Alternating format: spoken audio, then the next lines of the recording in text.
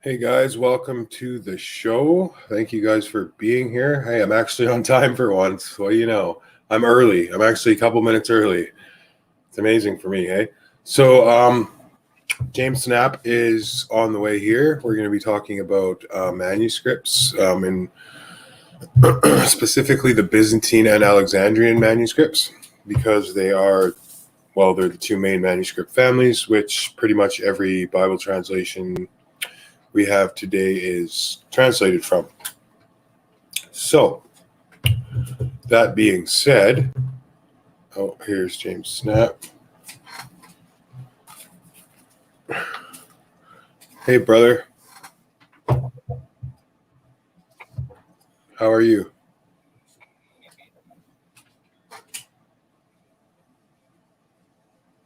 Hello. Hello. Oh, I need to change my audio settings here. Hold on. I need to use my headphones. There we go. That should be better now. Say something. Yeah, I can hear you. I can hear your chair squeaking. Okay, so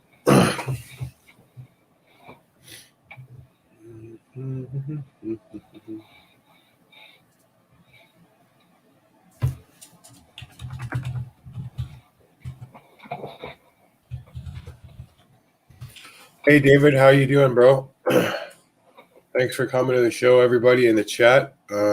James, thanks for being here, of course, as usual. I'm actually on time for once, James, for a show.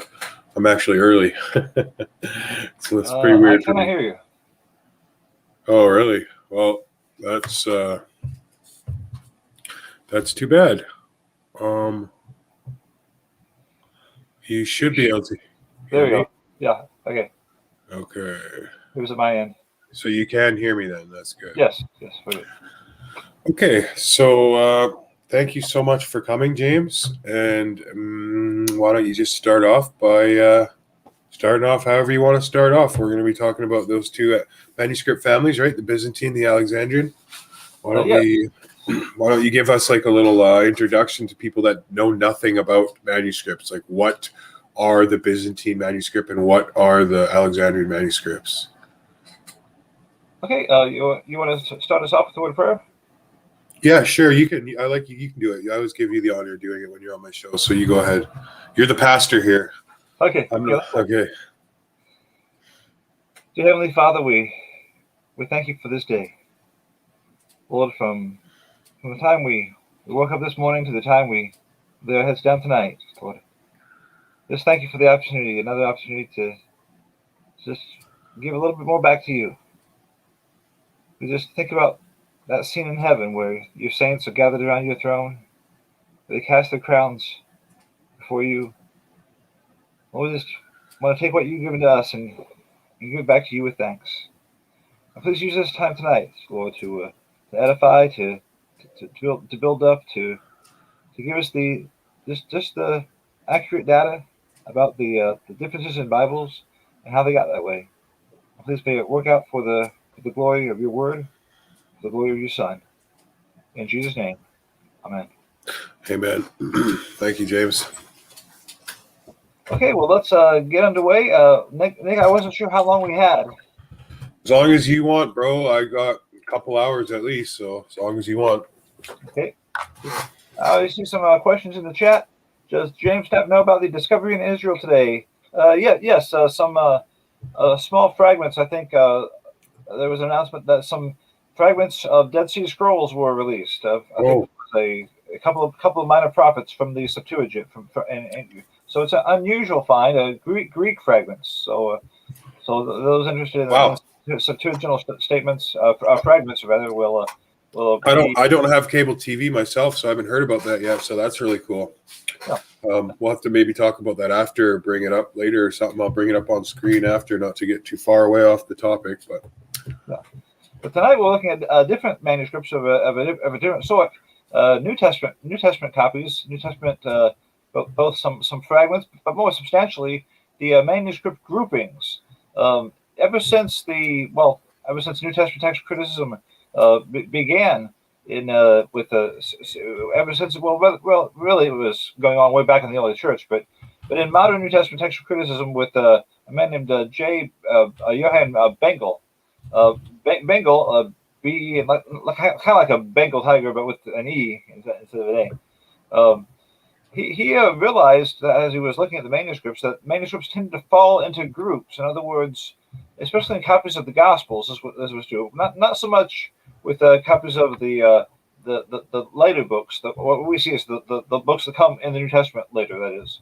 But in the Gospels especially, the manuscripts tended to be of two different sorts, really three different sorts. There was the I'll just give those as the Byzantine text, also known as the Syrian text, and also the Western text, and then Check also this out. Look at what I got up here on the screen. Does this make any? it's the Hark chart. Yes, yeah. If you go to my blog, I do a critique of that particular chart. Oh, okay. I've never seen this chart before, but right on. Sorry. Yeah, you just go to the text of the Gospels.com and look for, in the little search bar, just look for the Hark chart. My critique of this should come right up. And this really is a very accurate. Oh, Dr. Jack Mormon. I know who that guy is. He's the one who did this. He may have used it at some point. It says Dr. Jack. Yeah, the two sites, Dr. Jack Mormon. That guy's like a King James onlyist. I seen him debate James White before. And he kind of got destroyed. Yeah, I'm not sure of his what school he teaches at, but I would not say he did well in that debate at all. No, definitely not. He's a nice enough guy and stuff, but it's King James onlyism just doesn't hold up under academic scrutiny. It's just the way it is. But it's a chart that should be countenance. Once you test that chart, you can see why folks are concerned. And I'll be getting into that a little bit this evening. And if you want me to share the screen just for the audience's sake as a follow along, just let me know, James, or you can share your screen too if you're on a computer, and we can look at pictures. If you have can you put me up and then have the graphic in the background? Yeah, you can share your screen. You can put anything you want on there. There should be a little thing on the bottom that says share screen somewhere on StreamYard. Okay, well, go ahead and put up the page of the Elfleda Bond Gospels. Okay, you can do it. You can do it, but I'll do it for you. That's what I'm saying. Like, you can share your own screen and show us anything you want, but I'll do that for you if it's easier. If it's easier for me to do it. What am I typing in? Yes. What am I looking for? The Elfleda Bond Gospels. It's a manuscript that doesn't get a lot of attention because of its later date, but it is an interesting, more interesting I should say. I think all manuscripts are interesting. Do you know how to spell that at all? Starts with the word elf. Okay, elf. Yeah, like Elfleda. Elf. Okay, Elfleda Bond. Bond Gospels. Elfleda Bond. It's not showing up anything on YouTube. Maybe I'm typing it in wrong. One of the slides that I had sent you. You sent it? Oh, you sent it to me on Facebook Messenger? I sent it, yes, and also by Gmail, so you should have either way. Oh, on my Hotmail? If that's your address, yes. The my_transformation one? I sent it to an email address that you have. I'm not sure which email address it was. I don't know why. I should be able to Google it. I don't know. You said it's the Elfleda Bond, like BOND? That's what it's from, but I don't think you might. I don't think that this particular image would be online, though. But it's one of the slides. Sorry, guys. It's one of the slides that I sent to you directly. Okay, but what did you emailed it to my email address? Because I'm looking through your emails right now. James Snap. Okay, the email address that we always talk to each other on, right? Yes, unless there's been a change lately. No. I'm not. When did you email it to me, bro? Because I'm looking at all the emails from you. I got earlier today, and also on Facebook earlier today. Okay, well then let me check Facebook. You sent it on Facebook Messenger? Yes. Okay, it should be there then. I'll go on Facebook right now. Sorry guys, just give me one sec here. It's just no. Oh, was that the here we go. Oh yeah, okay. I have some digital slides that would be nice to include in tonight's discussion. Okay, so Which one would you like me to bring up right now? GA 892, the first one? No, the one that says Elfleda Bond Gospels. Well, I see the last one you sent me says Codex A. That wouldn't be it then. I know. I'm just looking. Like, it's all in Greek and stuff. I can't. Hold on. Each one is titled individually. Let me share my screen so you guys can see what's going on here. There's only 4 of them, so if you put one up. Okay, Facebook, share. So here's this one. That's Vaticanus. Okay. That's not it. And then, see, this is what you sent me right here. You sent me this one here, the first one, G892. Yes. This one? No? That's 892. Okay, so not that one. Oops. Sorry, I apologize, guys. This one. No worries. Okay. Just to have this nice, pretty. Yeah, for sure, bro, for sure. Okay, so then it's got to be probably this one.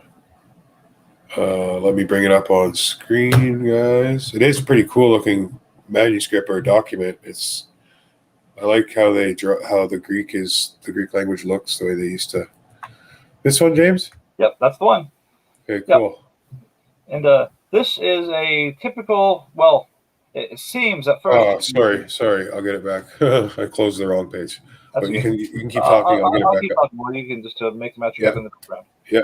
But what you just saw is the Elfleda Bond Gospels, what's essentially a Byzantine manuscript. But when I say Byzantine, that means it's a member of a large group of manuscripts. And when we look at the manuscripts that we have from the New Testament, one of the important things to note is that they're not all the entire New Testament. In fact, the ones that are the entire New Testament are rarities. It's rare to get a manuscript that is the entire Bible, all 27 books, because they usually didn't put Revelation in with the other books of the New Testament. Usually, if you had a New Testament, it would be, here's the 26 books, and then over there's the copy of Revelation that has a commentary along with it.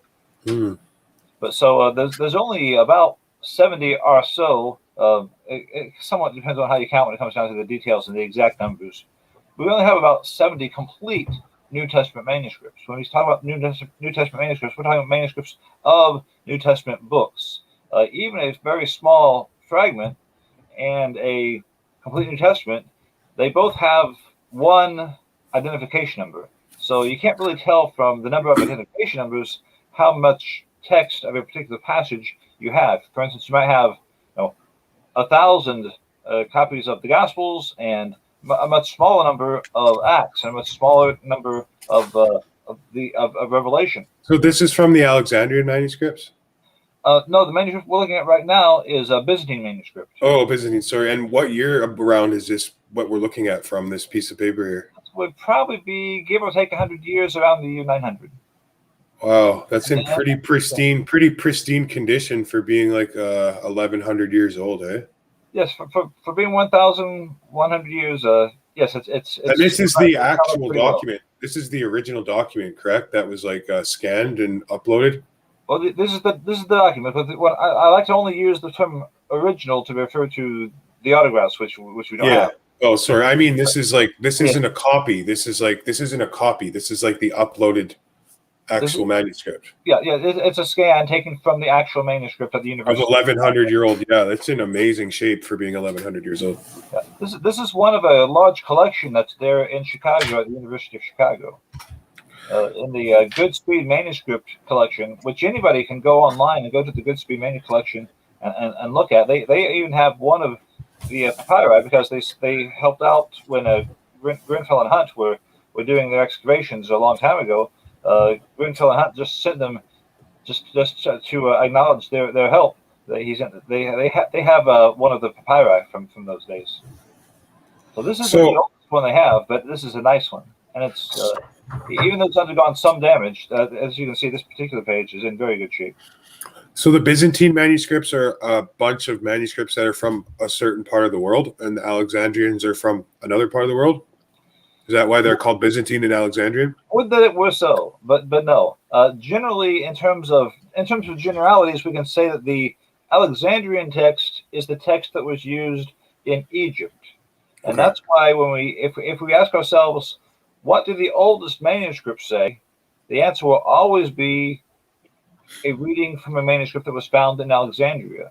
As I've said before, the climate of Egypt is particularly favorable to the survival of papyri. Also, James, some people try and say like Egypt was corrupt and pagan, so Alexandrian manuscripts are corrupt and evil, but wasn't Egypt like the learning center of the world back then? Like, wasn't there a massive library in Egypt? Like, wasn't Moses educated in Egypt? Well, I'm not sure if Moses would be a good way to evaluate the standards of what were happening more than 1,500 years after Moses. But in Egypt at the time, there was a learning center based in Alexandria. It was just known for its intellectual ideas. But when Yeah. it comes to the critical time of the late 100s and the 200s, and that's that period from the end of the first century to the beginning of the third century, it's kind of difficult to tell what was going on in Egypt. We don't really have a whole lot from that period of people writing down to say, here's what our scholars were like, as opposed to scholars in other places. We do know that Alexandria was an admired intellectual center. On the Okay. other hand, Paul gave warnings about beware of knowledge falsely called, and there are based in Nag Hammadi, which is when we look at Egypt, it's not just the city of Alexandria. You also go south down the Nile, and there you have Upper Egypt, and it's important not to get that mixed up. Even though Upper Egypt on a map is up north, when we talk about Upper Egypt, we're talking about the lower area of Egypt.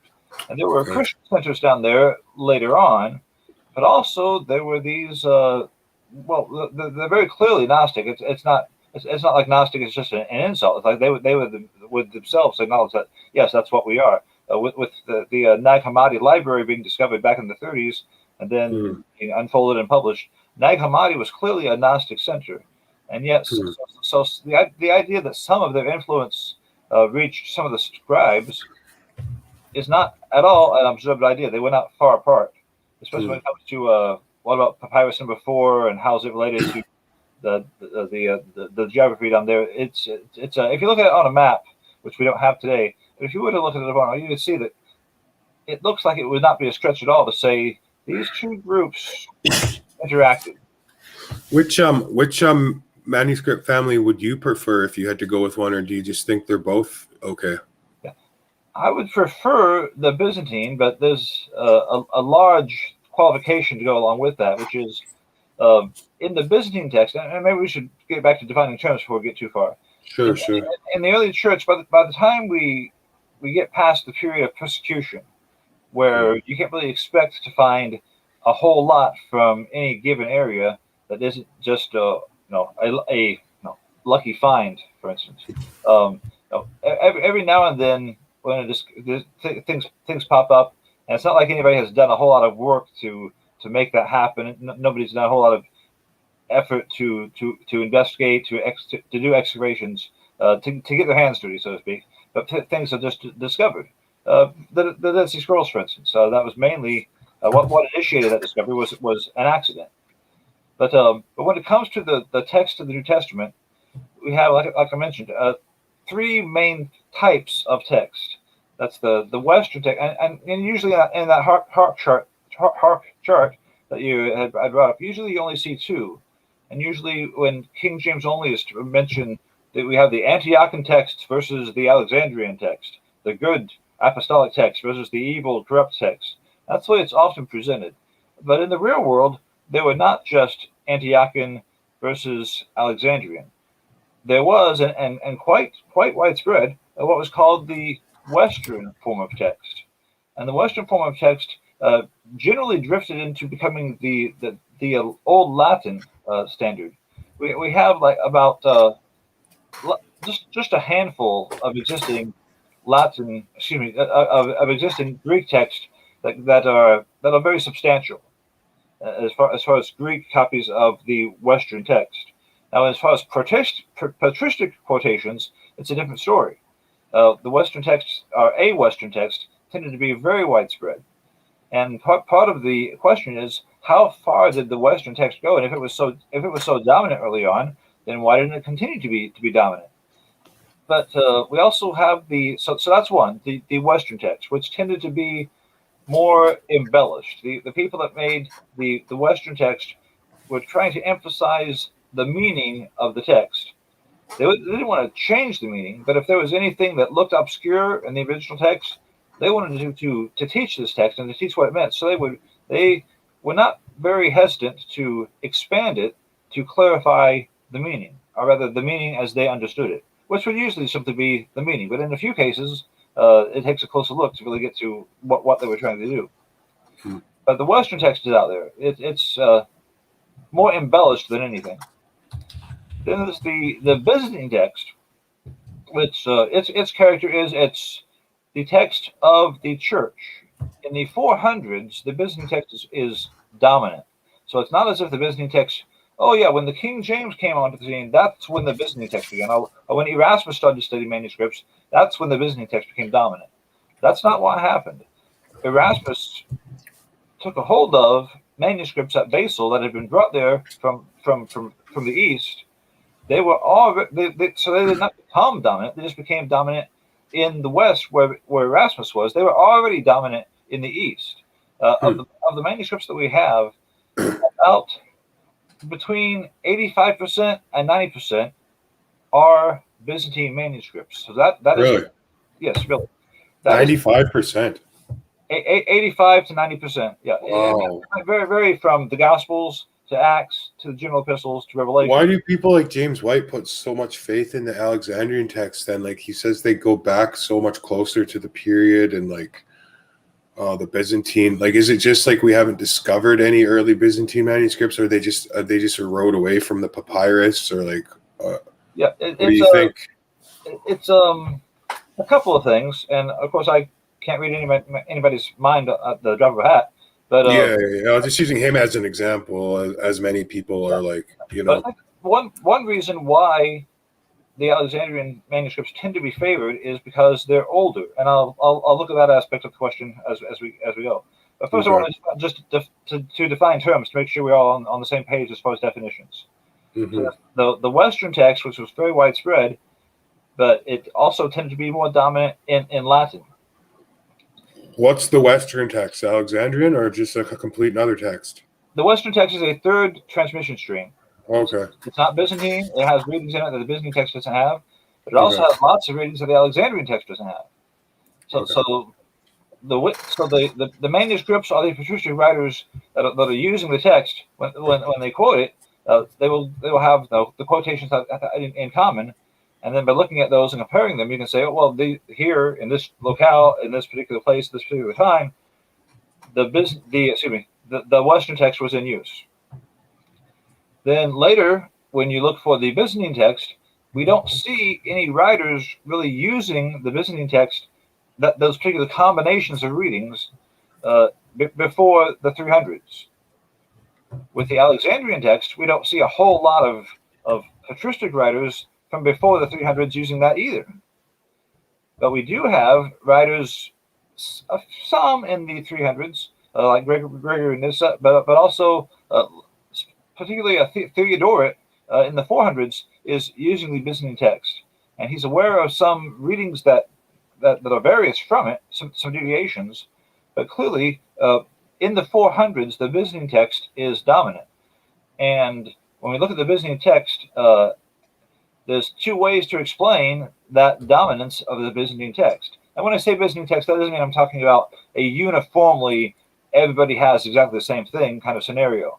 I'm talking about a situation where everybody's text agrees at least 70% of the time. So one person's manuscript might not have this reading, but over 70% of the readings agree with the Byzantine text. So we're talking in terms of generalities. For exact definitions of how Byzantine was Theodoret's text, well, then you zoom in and say, well, how Byzantine was it in the Gospels? And then once you have that answer, well, how Byzantine was it in Mark? How Byzantine was it in Luke? How Byzantine was it in John? And then once you got that, it's like, well, what's half of John? So it depends on how closely you want to define the terms. Is going to be dependent on how much detail do you want to have? How to use a comparison, how long do you want England's border to be? Mm-hmm. Is the Alexandrian text also known as the majority text? No, the majority text and the Byzantine text are practically interchangeable. There are some differences depending on how a person calculates the manuscripts. Yeah, that makes sense. If it's not 85 to 95% Byzantine, of course they would call the Byzantine the majority text, right? Yeah. Well, in general, the Byzantine text and the majority text are the same thing.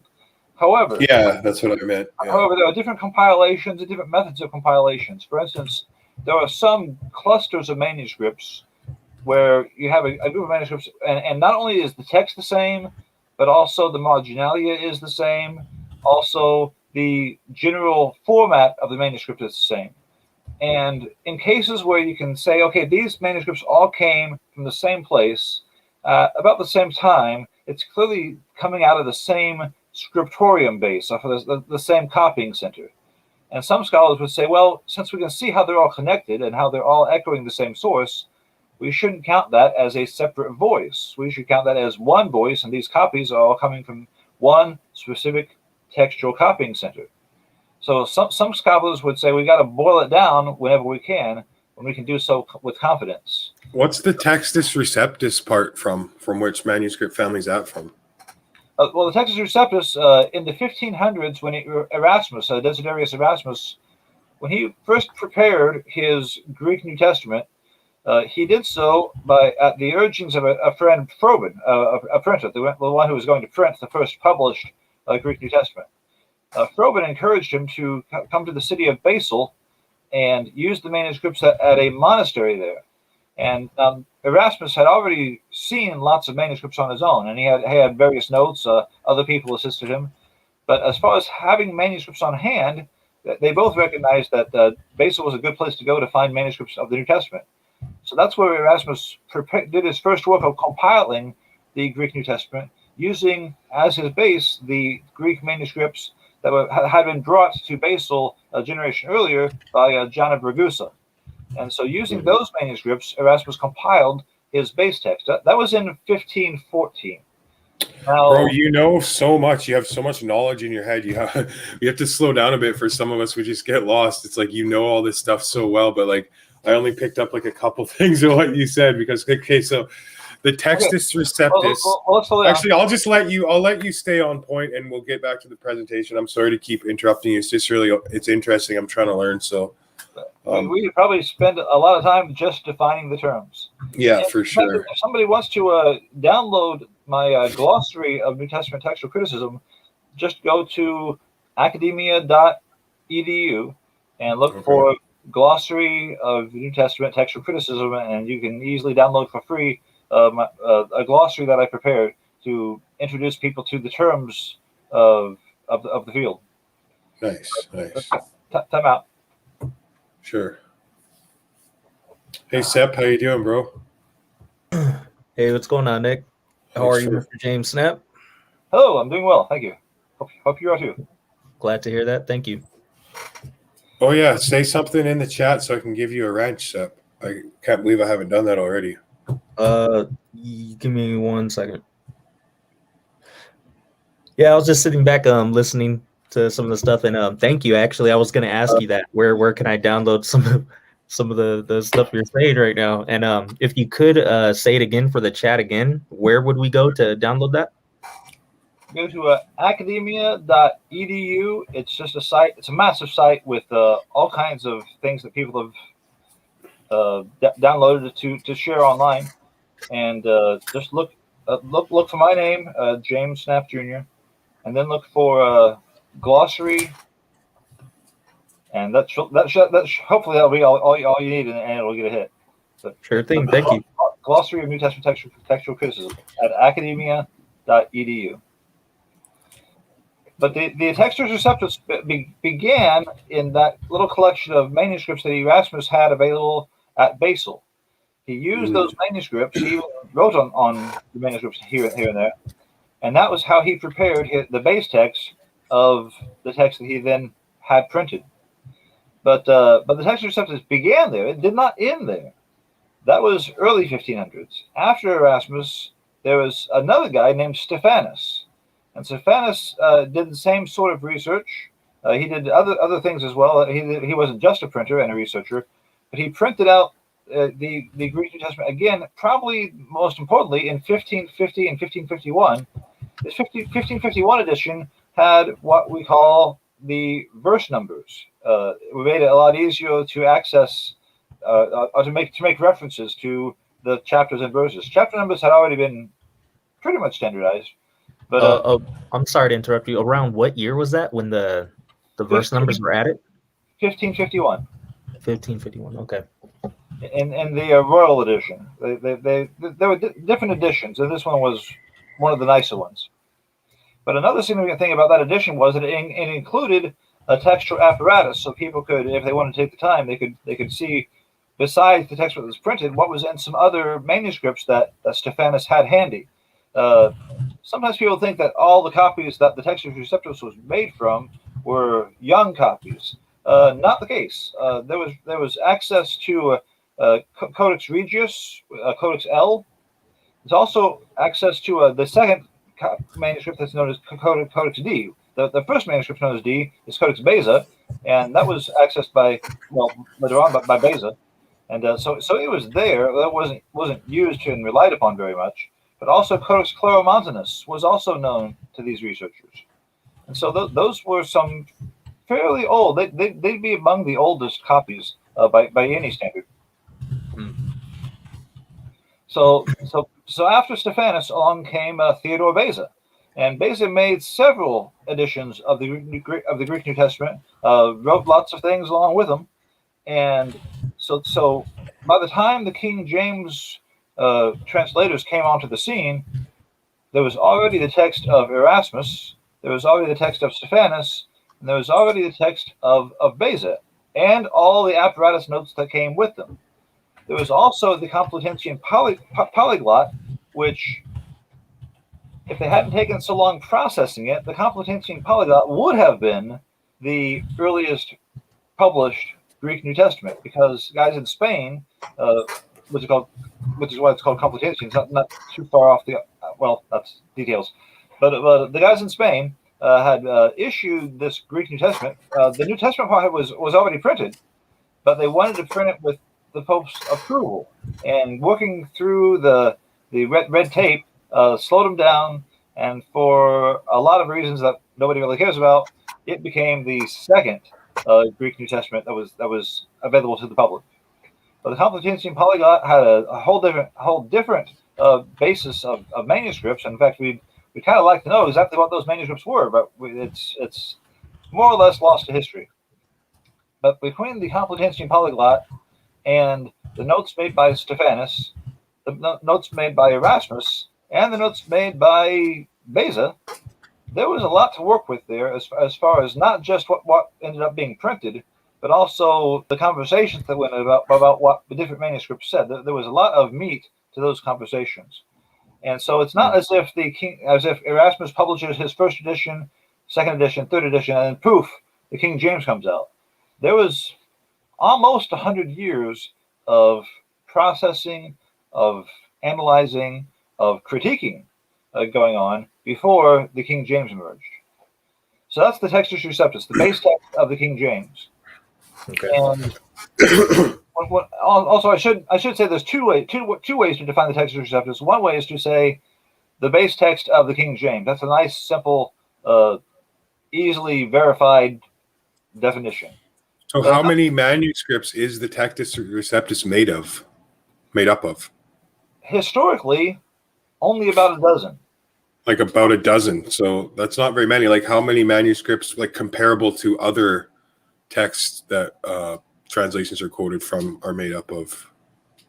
If you had to compare it, like yeah, well, that's the thing. Historically, when I say historically, I mean how many manuscripts can we verify as a point of fact in history? Did Erasmus ever touch with his hands or hold to consult? Yeah. Historically, about a dozen. But and other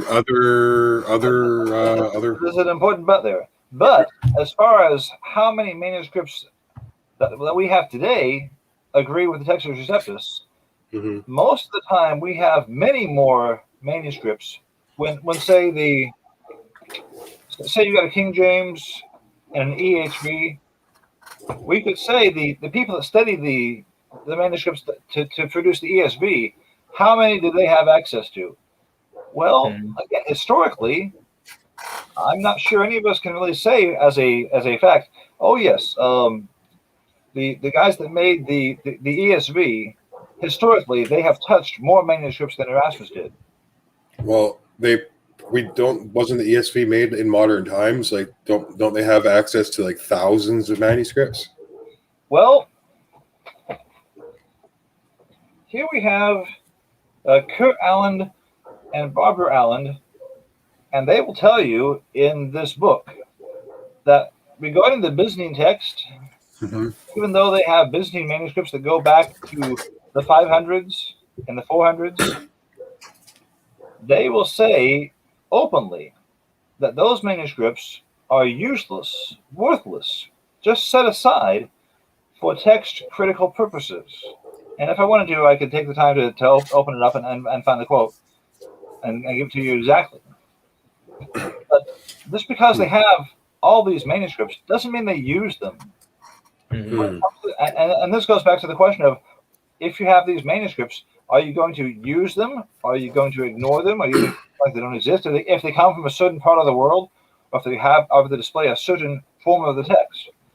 That's why in most textual apparatuses, UBS and Nestle-Aland, there are many more than that.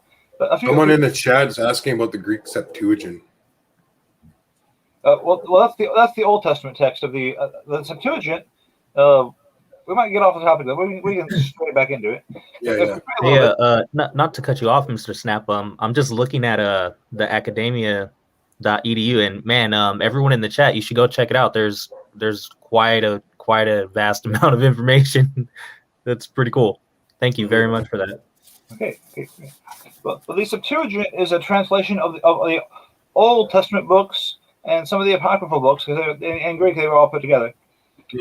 And the story is, I'll tell you the story from Aristeas is that in Egypt there was a ruler of Philadelphia and Ptolemy, but the gist of the story is there was a Jewish community in Egypt, and this was all after Alexander the Great. Of course, Alexander the Great's program was, we all need to be like the people I want you to be, and that includes speaking Greek. And so Greek was becoming the standard language all over the world. Why is this guy saying there's no Greek Septuagint? I think this guy's a Hebrew Israelite. He's trying to say that it wasn't Greek or something. Isn't it called? I know the story. Isn't it called the Greek Septuagint? I know what the claim is coming from. But to present the claim, let's walk through. One way to show that claim is not valid is that, we have ancient manuscripts, and also we have in the writings of guys like Justin Martyr. Justin Martyr in the 100s is obviously using Septuagint manuscripts in Greek. This guy lived in the 2nd century as he's writing, and Justin just takes for granted that the Septuagint is there. Now, how it really got there, people are free to speculate. But the story is, and I think we need to get an idea of what the story is. The story is that in this Jewish community, there were 70 elders presented who were really good at translating. People respected their opinions. And the story is that each one was put into a separate cell, and each one worked on the Septuagint. And at the end of a certain amount of time, they opened up the cells and said, okay, let's see what you got. And wonder of wonders, miracle of miracles, they all agreed. They all said the same thing. And so the Septuagint was respected, partly because that's the story that was propagated along with it. The Septuagint was respected as almost as if it was right up there with the originals, because people just looked at the Septuagint, and once it had been released, once it was issued, it went pretty far and wide, and it was respected and very, very much admired by everyone. In fact, in the New Testament, we see the apostles when it's not like we have St. Paul saying, "I will now quote from the Septuagint for you." But we do see some quotations in the New Testament using readings from the Septuagint that we don't see in the Hebrew text. So why is this guy saying it's not the Greek Septuagint? Isn't that what it's called, the Greek Septuagint, or am I wrong? That's what it's called. Let me try to take that at best. At best, it will be an oversimplification to say there is one text of the Septuagint. To say that's the Septuagint, because once the Septuagint itself is issued, just like when the Vulgate was issued, you still have readings trickling in from things that preceded the Vulgate. Some of the old Latin readings still trickle in to the Vulgate. And well, I don't know if you're familiar with the Hebrew Israelites, but they use this a lot. Like a lot of them will even say that the New Testament was originally written in Hebrew, and like they think they're the actual Jewish Hebrew people. So they use these same arguments a lot, right? So I'm not shocked that he's like saying no, it's not Greek, because for some reason they have a real problem with the Greek. Like they think everything is Hebrew, and like I don't know. Well, again, trying to flex the positive there. I would say there's not just one uniform Septuagint text that you have to take into account.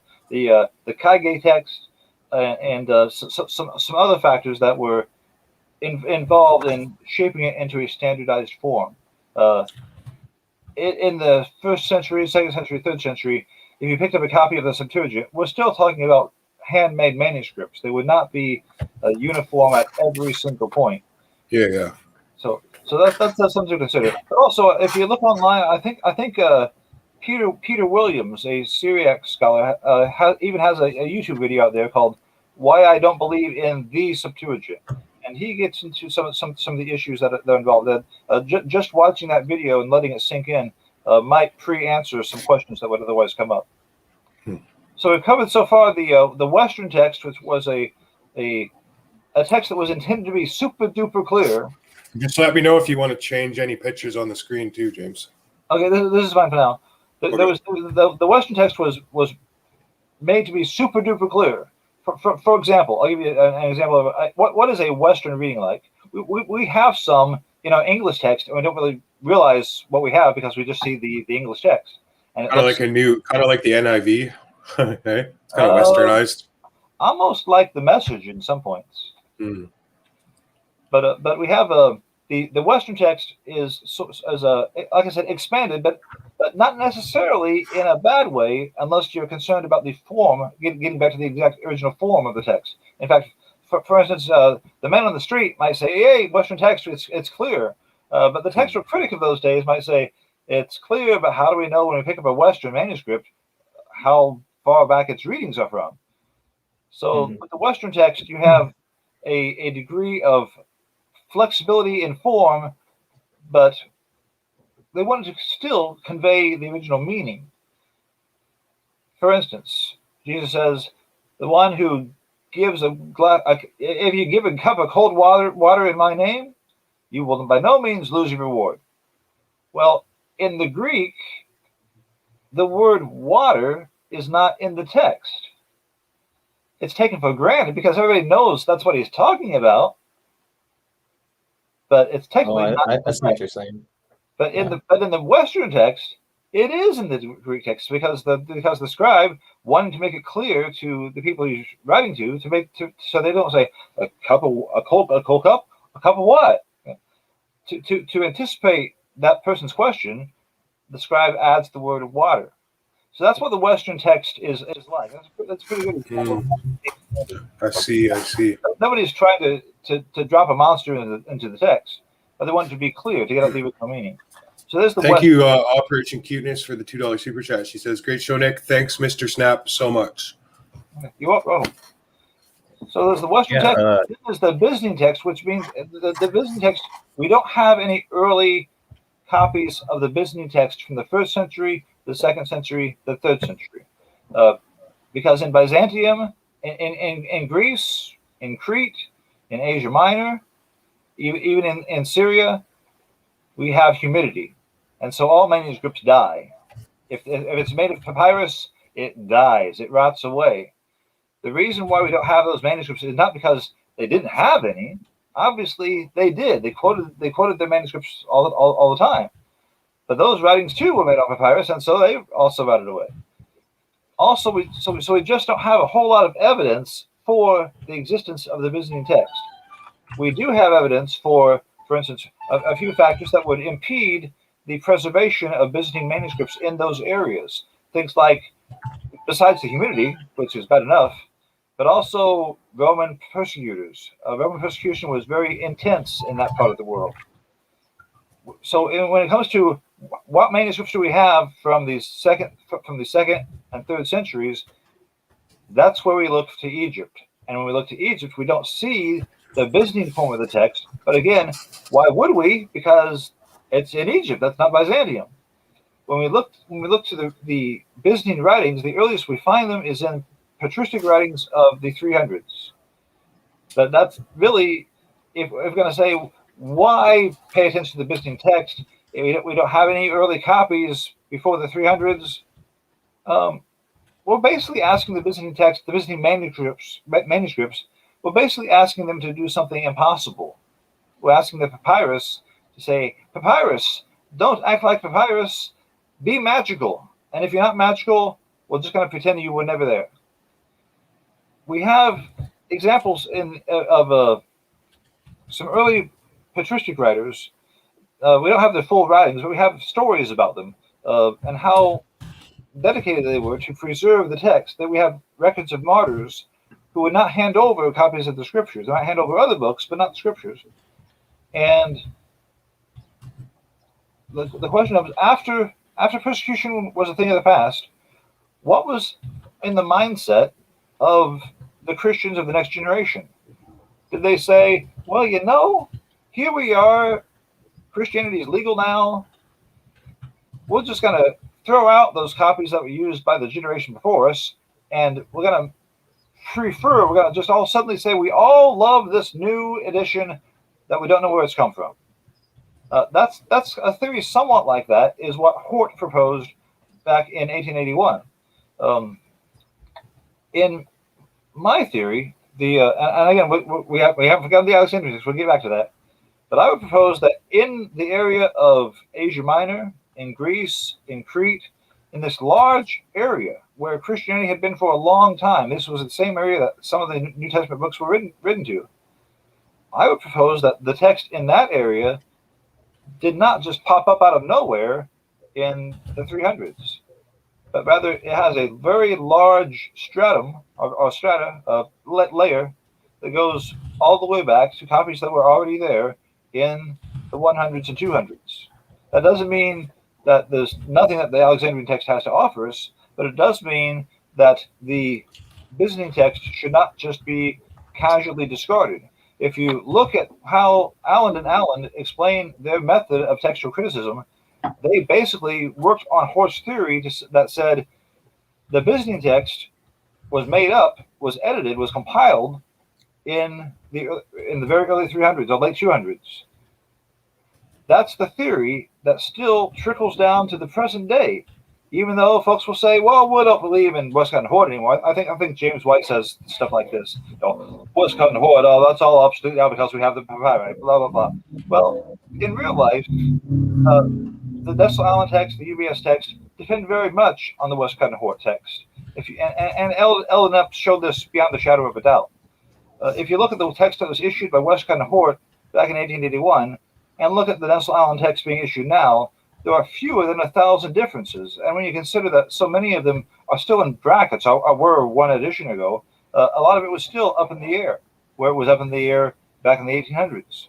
So the Alexandrian text, what we have as the Nestle-Aland text, which is reflected in the ESV, the NIB, the New Revised Standard, that is basically the same as what Westcott and Hort made.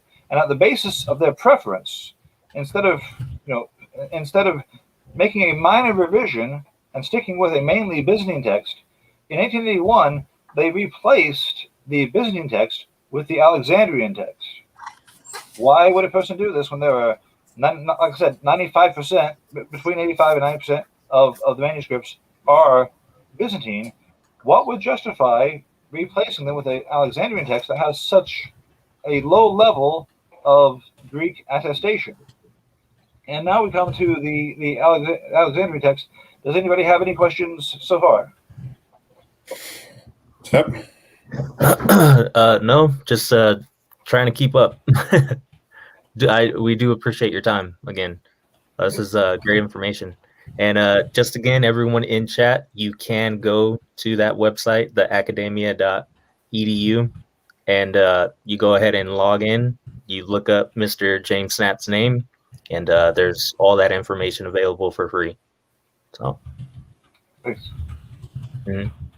So, going back to Bengal, one of the first major textual critics, he recognized that there were these different groups of manuscripts, and he recognized that you could consistently collect a group that would have a particular set of readings. Well, there's a saying which is that to agree with a certain amount of readings, that implies a common origin. And so they separate them into groups, and they generally call them, unfortunately, they've been called geographic names, like Western, you picture a text used a text in the West. Alexandrian, you kind of picture a text used in Alexandria. And for Byzantine, you picture a text used in Byzantium. But really, Western text, manuscripts with Western text have been found in Egypt. And some manuscripts with an Alexandrian text have been found elsewhere besides Alexandria. So it's important to keep in mind that these labels are just labels of where they were used, not necessarily labels where they were from. And even though the labels of where they were used, there were a significant number of quirks or outliers that we wouldn't expect to find that there, and yet we find it there. You know, that's an interesting point that you bring up, because a lot of people would misunderstand that as in that's the region where they originated from. Okay. Now, one reason why the Alexandrian text is called the Alexandrian text is because there are some church writers, Severus, I think is one. He's kind of not super early, but Severus mentions, I think when he's talking about Luke, a passage in Luke, he says the Alexandrian manuscripts don't have this, and so he is close enough to being on the scene to say, yeah, that makes sense that we would call the manuscripts to have those readings, the readings that Severus referred to. We were okay using that term. But in the 1800s, you can find the Byzantine text. Sometimes it's called the ecclesiastical text because it's clearly used by the dominant church, Greek-speaking church. And it's also called the Syrian text. Now, it's important to make a differentiation between the Syriac text and the Syrian text. When we say Syriac, we're talking about a language, a form of Syriac, sort of Aramaic, but not really. But well, not exactly the same thing. So the Syriac text is in a different language. That's not Greek. Syriac is Syriac. But the Syrian text, that's the text that is often used when people refer to the Antiochian text, the text that was used as the basis for what was known as the Peshitta. Now, the date of the Peshitta is a key issue, because if the Peshitta is from the 2nd century, then it's game over. And you have that form of the text dominating there in Syriac. But hey, James, what is did you read Chris Perkoluk's comment? What is he saying? James, it's very hard to believe since the Byzantines suffered with so many reinsurances. Renaissances, that's what I thought it said, but what does that mean? So many renaissances. The difference is nearly 1,000 years from Seleucid rule to Byzantine. So Seleucid rule to Byzantine. I'm not sure what he's saying, but Chris, feel free to chime in and rephrase the question. But I think he's talking about how the Syriac, the Syrian text was the subject of attacks not only from the Romans. Well, how to explain it? The Roman persecutors, when they came in, they would, as a matter of course, destroy the books that the Christians valued. But later on, for Hort's theory to be true, somebody would have to discard what was there previously and replace it with what was called the Lucianic recension. Sorry, I went to get a drink. What was Hort's theory? You're talking about like Hort from the Westcott and Hort, like Westcott's buddy there? Yes, Westcott and Hort. Hort's big theory, in which Westcott was his silent ally. And just so everybody knows in the chat, Westcott and Hort are the ones that like discovered a lot of the Alexandrian manuscripts, right? No, they weren't discoverers. They were analysts. Well, didn't they find like in a monastery like a giant bunch of manuscripts like dating back to like the 2nd century? Like, didn't they find it in a monastery? That's what James White said. I know what you're talking about, but that's not what James White said. What did he say? You're thinking of Constantine von Tischendorf, different person entirely. But no, he said it was wrapped in purple cloth or something in the monastery, and they brought it out. I'm thinking about Westcott and Hort. The individual involved in that was Constantine von Tischendorf. Now, Tischendorf, and it's important, I think, because James White made this claim, but he had made an erroneous claim regarding this. So it's important to rewind and go through this. Okay. In 1844, with the sponsorship of an important person in the government of Europe, Tischendorf went to the monastery of St. Catherine's, and other scholars had visited there, but had not made an intense enough search for valuable manuscripts. Tischendorf wanted to go there because he was interested in showing to people, because theologically, there were people like a Bauer at the same time as Tischendorf, a contemporary, who was trying to say things like, "Oh, the Gospel of John, that wasn't written till maybe about the year 150 or so," and so people were trying to attack the faith, try to undermine its foundation in the Word. Tischendorf wanted to undo that, and he said the only way to do it is with facts. And so he went to St. Catherine's Monastery, and among the things that he saw there, besides finding some other interesting manuscripts, but one of the most interesting that he saw was, he said, "One day I was there and I saw in a basket," he doesn't say trash basket, he says in a basket, but he says he saw these pages of manuscripts. They weren't scraps, and I think that's where James White has made a bad mistake. He's Tischendorf, and Tischendorf's own text, an English translation of it, can be accessed online. James White was saying they were like precious. He wasn't calling them garbage. He was arguing. Yeah, because I've heard the opposite of him. He was arguing. He was arguing against that. He said you don't wrap garbage in like purple cloth. Like he was sticking up for those manuscripts. Nick, let me continue to give my account, and I think it'll all make sense. Okay. In this book right here, James White gets it totally wrong. In 1844, is that the King James controversy? Yeah. Is that the King James controversy? Yeah, that's like one of his most famous books. Isn't that like his first book? This is his book, and it's in the 2nd edition now, and he's still making the same mistake. Really? Let me get to what the mistake is. I mean, you're clearly aware with the things that James White has said. Let me point out why you shouldn't trust those things. In real life, Tischendorf's there at St. Catherine's Monastery.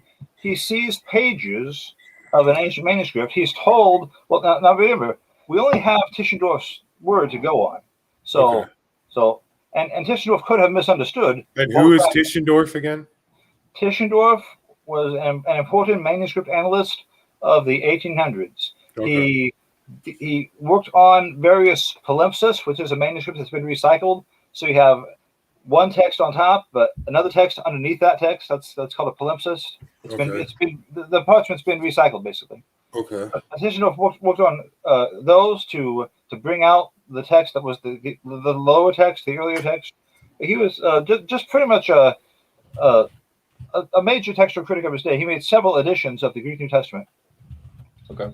But Tischendorf went there in 1844, saw these pages of a manuscript, and realized, hey, that's really valuable. You shouldn't be throwing these things away. He was told that no, other groups of manuscripts like these had already been burnt. So Tischendorf, if Tischendorf is not making this up, or if Tischendorf has not misunderstood the situation, now cards on the table, I think Tischendorf just misunderstood what he was being told. But Tischendorf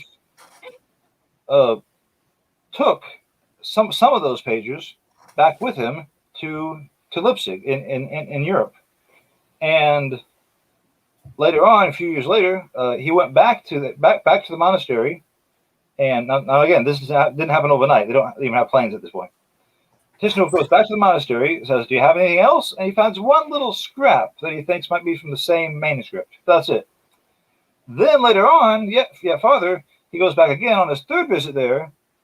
That's when he just happens. That's when his guide, because by this point he's got the sponsorship or the approval of the Tsar of Russia. So he goes back with a bit more clout this time, and the leader of one of the leaders of the monastery says, "Yes, you've got a Septuagint," because that's what he's just presented to his guide. He said, "I also have a Septuagint." Now, when we were just talking about the Septuagint a while ago, this would be the Old Testament text of the Old Testament. And then the monastery guide shows him this manuscript. That's where the red cloth comes in. This is not. Yeah, because how come James White embellishes it so much? He's like, "Yeah, it was wrapped in red cloth." No, and he brought not the embellishment. That's perfectly fine. The red cloth isn't the problem. The problem is that James White doesn't seem to have grasped that the pages that Tischendorf saw in 1844, the pages that he saw in a basket, according to Tischendorf, those were pages from Codex Sinaiticus. It's from the same manuscript.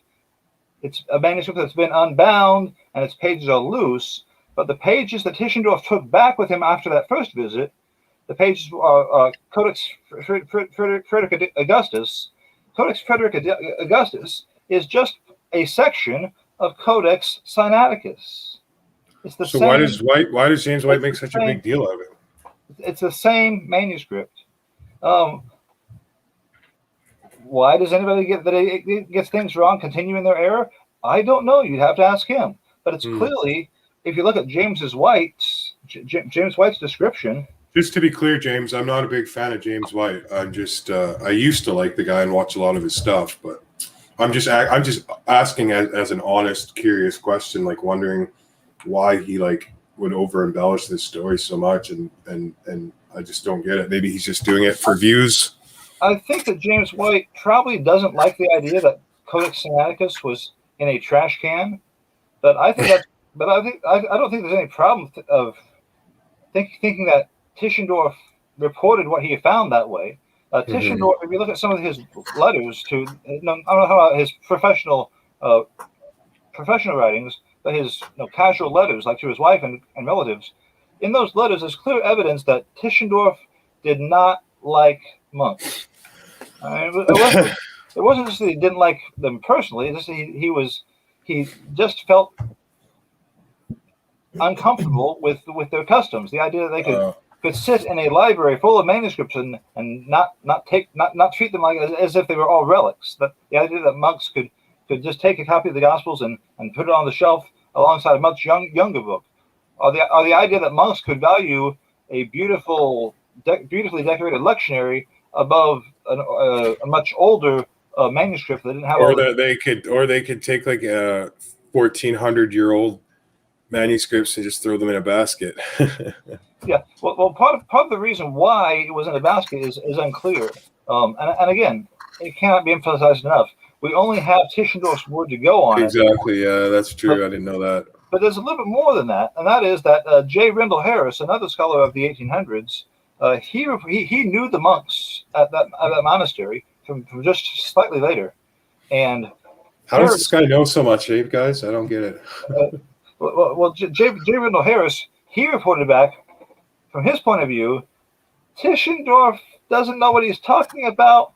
He just saw a basket. I'm telling you, I've seen that basket too, and it's not a trash basket. It's a simple ordinary basket. Do you think the monks are going to go around carrying manuscripts in their arms? No, they use baskets. Baskets are used for many things at St. Catherine's Monastery. It wasn't a trash basket, and I don't know where Tischendorf got the idea that we got to burn it. Monks don't burn manuscripts. Besides, it's old parchment. It takes effort to burn old parchment. How much heat do you think they're going to get out of burning parchment? So J. Rendell Harris was very clear that whatever Tischendorf thought he saw, it wasn't what he thought he saw.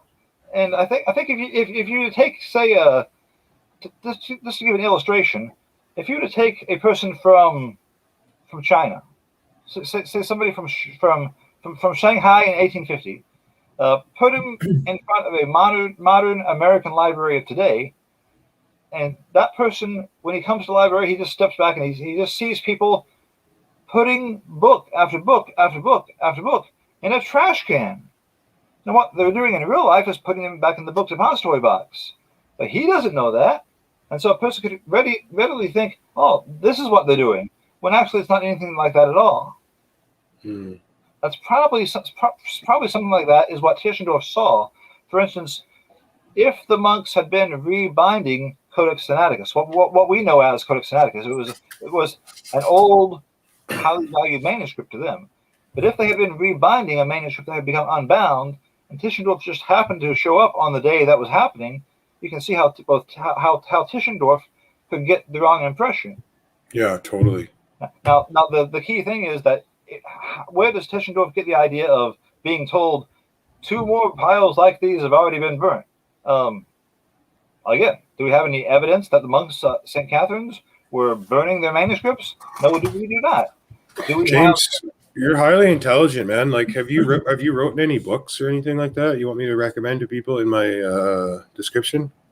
Well, I do have the ongoing YouTube series Introduction to NT Textual Criticism. If they want to go onto YouTube and subscribe to that, they can learn about some things in the background. Just on your YouTube channel? Yes, on my YouTube channel. Okay, I'll put a link, you guys, after the show in the description of my video here to James White's channel, and I suggest you check him out because everything this guy's saying backs up and checks out. Like, I've checked it out before. If you guys actually listen to what he's saying, you'll learn a lot about scripture. I've learned a lot just having you on these last few months that we've known each other or whatever. So thank you for giving us your time. Now, and also, getting back to James White, you mentioned, on pages 56 and 57 of the second edition of the King James Only Controversy, if we could just take a minute or two to review his accounts, and I'll point out the points where this doesn't interlock with the real world. Sure. It says, in 1844, Constantine embarked on a journey to the Middle East for biblical manuscripts. While visiting St. Catherine's Monastery on Mount Sinai, he noticed some parchment scraps in a basket that was to be used to stoke the fires in the monastery's oven. Okay, all the part about to be used to stoke the fire, that's just from Tischendorf. That's the one source. Okay. Upon examining them, he discovered they contained part of the Septuagint of the Greek translation of the Old Testament. Now remember, these are being described as some parchment scraps. And he's getting all this just from Tuendorf, or how do you pronounce his name? Tischendorf. Just from the writings of Tischendorf, he's basing all this. Yeah, that's the only person. That's what everybody takes. That's the only account we have. The only account. This was exactly what he was. Well, we have the monks' account later on, but this is what the Europeans had in print in the 1860s. Okay. This was exactly what he was looking for, so he asked if he could take the scraps to his room for further examination, warning the monks not to be burning such items. And not really, Tischendorf did a little more than that. He told them, no, make sure you take care of these things. These are valuable. His obvious excitement worried them, and they became less than cooperative in providing additional information about manuscripts at the monastery. Years passed. He took those pages back to Leipzig, published them as Codex Frederica Augustus. And when he finds later on, when he's presented with the rest of Codex Sinaiticus, including the New Testament portion, they're part of the same. Well, excuse me. Let me rephrase that. They're the manuscripts from the same codex as the parts he had at first. What James White described as some parchment scraps in a basket were pages from Codex Vaticanus. When you go to the Codex, rewind that. It's not Codex Vaticanus. It's Codex Sinaiticus. If you go to the Codex Sinaiticus website, you can find those pages, and you can see them stamped from the University of Leipzig on those pages. Those were the pages that Tischendorf took back in 1844. So when White later on says, as he says in one of his videos, no, Codex Sinaiticus wasn't found in a basket, You don't keep those valuable things like that in a basket. Well, yeah, but Tischendorf said that's what happened. History says that's what happened. As far as at what point he initially encountered those pages. I mean, those pages are still there to this day at Leipzig. They still have the stamp of Leipzig University stamped upon them. So when White later on takes to task some other writers and says, well, if anybody doesn't really understand the situation, that person doesn't know what he's talking about. To which I say, amen, Dr. White. So why is anybody listening to you? Yeah, I used to like Dr. White a lot. I always thought he was a bit arrogant, but I thought that was just people like mistaking his intelligence for arrogance. But yeah, the more I watched him, he's kind of an arrogant guy, and I honestly, I did not hear his name before today. So. Well, he's definitely got he's a smart guy. Like he knows. I'm not saying everything he says is wrong, but I mean, he does have a bit of an arrogance to him for sure. If we I mean, there's a lot to look into there. But if we stay there too long, we're never going to get back to the Alexandrian text. So far, we've seen the Western text is expanded for clarity. The Byzantine text we see being used widespread in the 400s. We don't see it in papyri, but that's because papyri rotted away everywhere except Egypt. And why should the text in Byzantium be used in Egypt? We also see the Peshitta being translated at some point. And like I said before, if the Peshitta is that early, say 100s or early 200s, it's game over. We should favor the base text of the Peshitta. But if it's later, if it's from the late 300s, then that's where a large layer of the Byzantine readings show up in translation for almost the first time.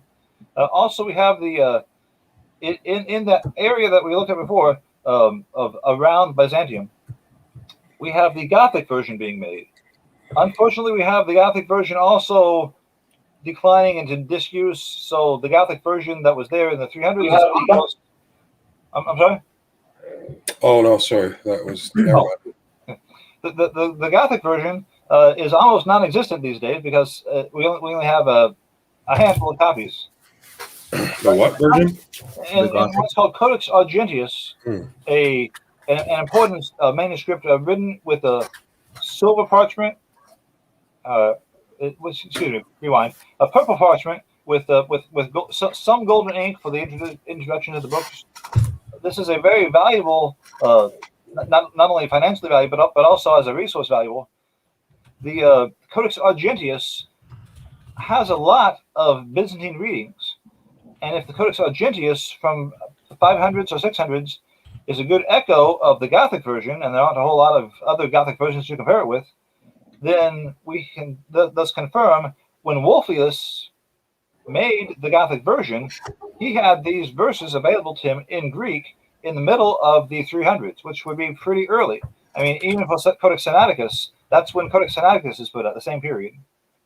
So if we like the NIV compilers and like the ESV's textual compilers, if they value so highly Codex Sinaiticus from the middle of the 300s, why wouldn't a person also value the Gothic version from the same period?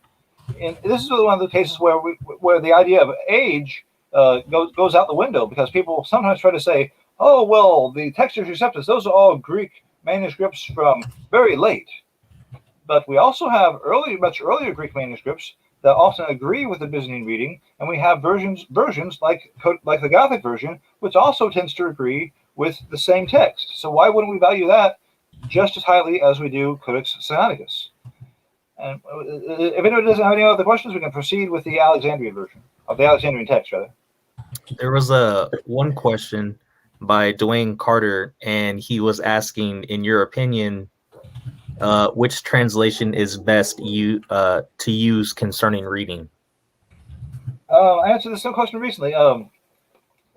Right now, of all the major translations out there, and this is borderline major, the EOB New Testament. Now, the EOB Old Testament is based on the Septuagint, so you wouldn't have a type translation there based directly on the Hebrew text.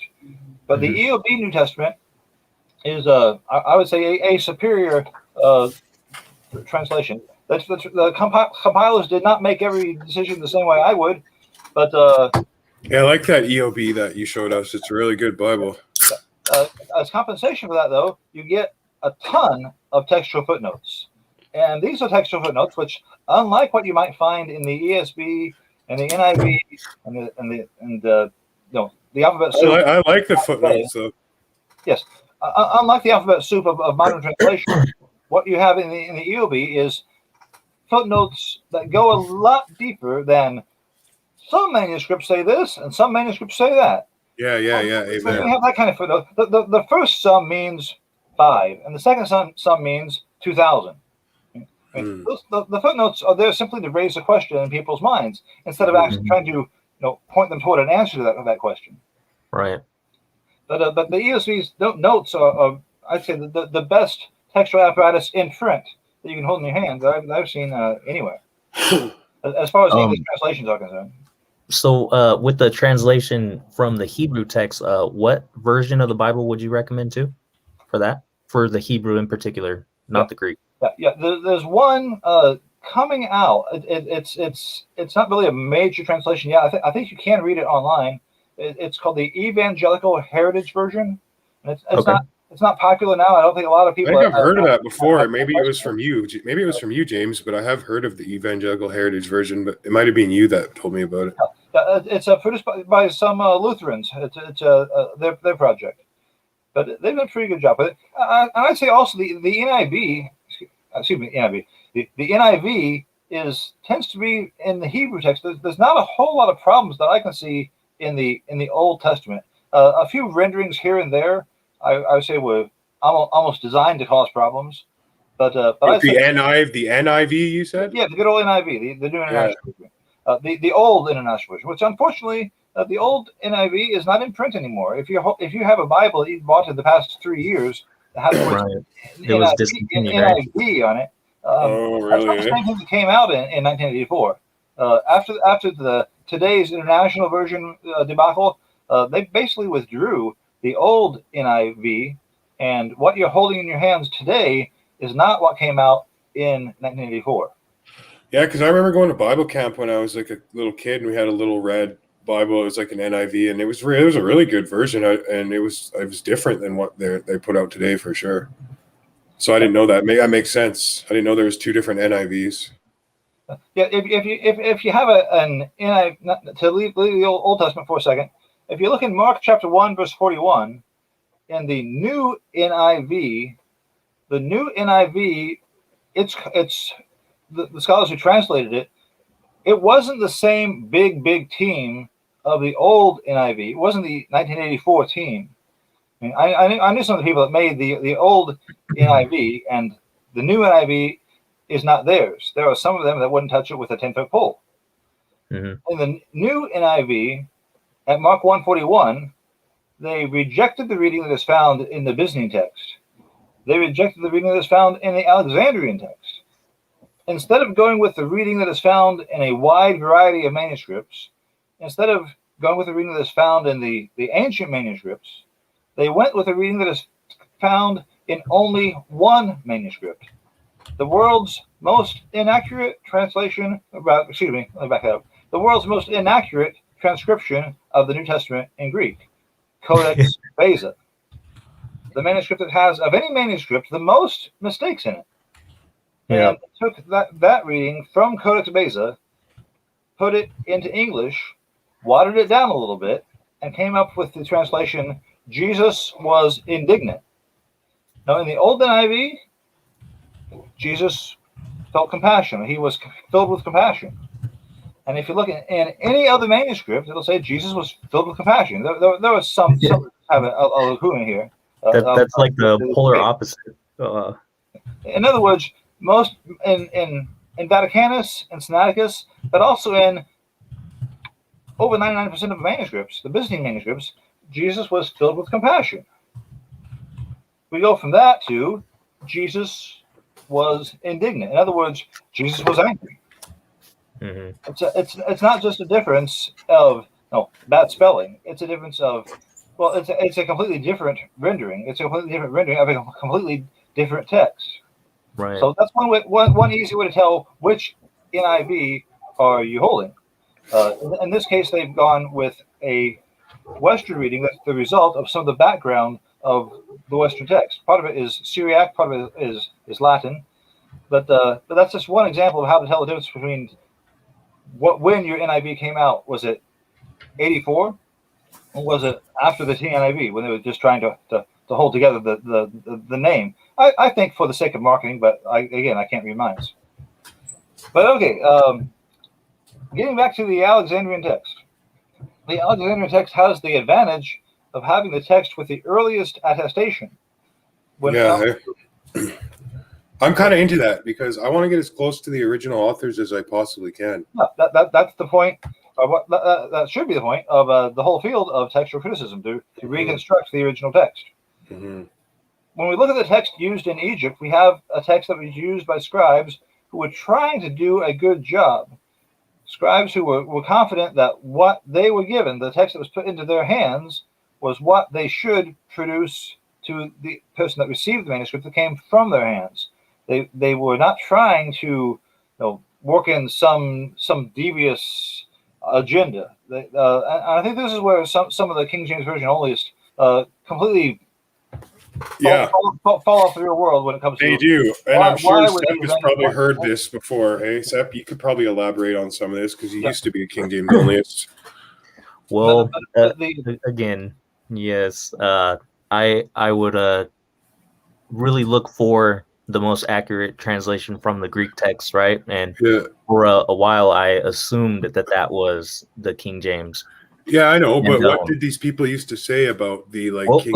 So I guess the whole background behind it is that there is a plot against the Bible itself, and that's why these changes in structure and wording in the Bible have differed from so many different versions, and that it's actually calculated, and that these people are purposely trying to mislead people with subtle changes. And basically the King James is the only version that hasn't been changed.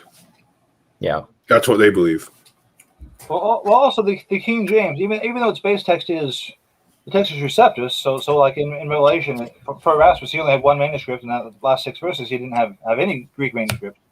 But there are some points when it comes to the Nestle-Aland text, which is essentially Byzantine. Now, the official line is that the new compilation. Sorry. Hey, Sepp, don't think I'm taking a jab at you or something every time I mention you used to be a King James onlyist, bro. Oh, dude, I take it every time you mention it. Because it's not like that. I don't care, bro. Oh, no. I'm happy that you're not and that James Snap. Actually, James. No, I'm actually very happy too. You can thank James Snap, James. You actually opened Sepp's eyes and made him not a King James onlyist anymore. There's nothing wrong with the King James, but yeah. Yeah, because all the information that I heard before I heard you speak was I kind of just had to take it as is rather than having any backing up of sources and manuscripts, right? Yeah. So it was kind of his word over his word. And I mean, with you kind of stayed away from that and was like, well, you can check this out yourself and look at this. And I do appreciate that. The only reason I brought it up, Sepp, is because I was genuinely curious about what they believed about the Byzantine manuscript being the only preserved one, and because you must have heard it before if you were in the King James only thing for a while, right? I did hear that before. And I want to make it clear to everyone that's watching, I don't hate the King James. I actually love it. I think it's a really good translation. I just am not a King James onlyist. I just think there's in 2021, I think there is we have a lot more information now. And there's probably a lot more accurate translations available today. That's all I think. I don't love every new translation. There's a lot of really garbage new translations out there for sure. But anyway, I'll let you guys get back to it. There's a tendency, I think, when a person who's used to the King James comes to the what's called the Nestle-Aland text. If you look into the ESV or the NIV, the New American Standard, you'll usually see an introduction that mentions somewhere along the line the Nestle-Aland Novum Testamentum Graece. That's the base text that they've used as their main source for the Greek text that they've used to make the translation from. So they usually try to say we didn't follow it exactly because they don't want to admit that they're willing to follow a text that has readings in it that are not attested in any manuscript. That's the usual go-to compilation that they use to compile the text from. And when you look at the Nestle-Aland text and you look at the readings that it agrees with, when the Alexandrian text, the form of the text used in Egypt, disagrees with the Byzantine text, basically the form of the text used in Byzantium that was perpetuated in the Middle Ages in Greek, when those two forms of the text disagree, and you can find files online at academia.edu probably of here are the places where these two forms disagree. There's over 3,000 translatable points at which they disagree. So this is not some small question. Yeah, but hey, James, you say we have a lot more Byzantine manuscripts, 85 to 95% or something, right? Right. But the Alexandrian manuscripts, they date back. They're the earliest ones we have, right? They're the oldest ones we have. So, like, do you ever think maybe we just haven't discovered more of the Alexandrian manuscripts? Maybe because they're so old, most of the papyrus has decayed. So maybe there was more Alexandrian manuscripts than Byzantine. You know what I mean? Well, because why don't we have any? If it's a significant word there, we could also say, if the Byzantine manuscripts hadn't decayed, we'd have more of them. We'd have but that's also what I was going to bring up. Like, if we have so many more Byzantine manuscripts, then why don't we have any that date back as early as the Alexandrian when there's so few Alexandrian compared to the Byzantine? I think you had mentioned this before. I think it'll dawn on you the more you ask that question. Well, if we had more Byzantine manuscripts, you would think just by rule of odds and alone that there would be early Byzantine manuscripts because we have so many more Byzantine manuscripts than we do Alexandrians, right?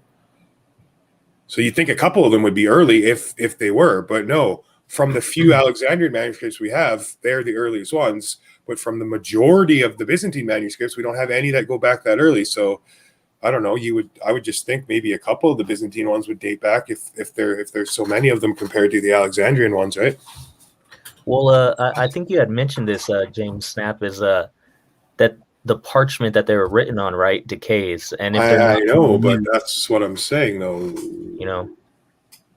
I understand that the parchment decays. The nature of papyrus, not parchment. Parchment can last a long time. Or papyrus, papyrus. Yeah, I understand that. The nature of papyrus is to decay, so we shouldn't really expect the papyrus copies that were in use in the 100s and 200s and 300s and 400s, etc., in Asia Minor, in Greece, in Crete, in Cyprus, in Syria, all over what is now Turkey. We wouldn't expect those papyrus manuscripts to be miracle makers and survive to the present day. But if there are so many of them all over the place, like you said, being used, you'd expect at least one or two.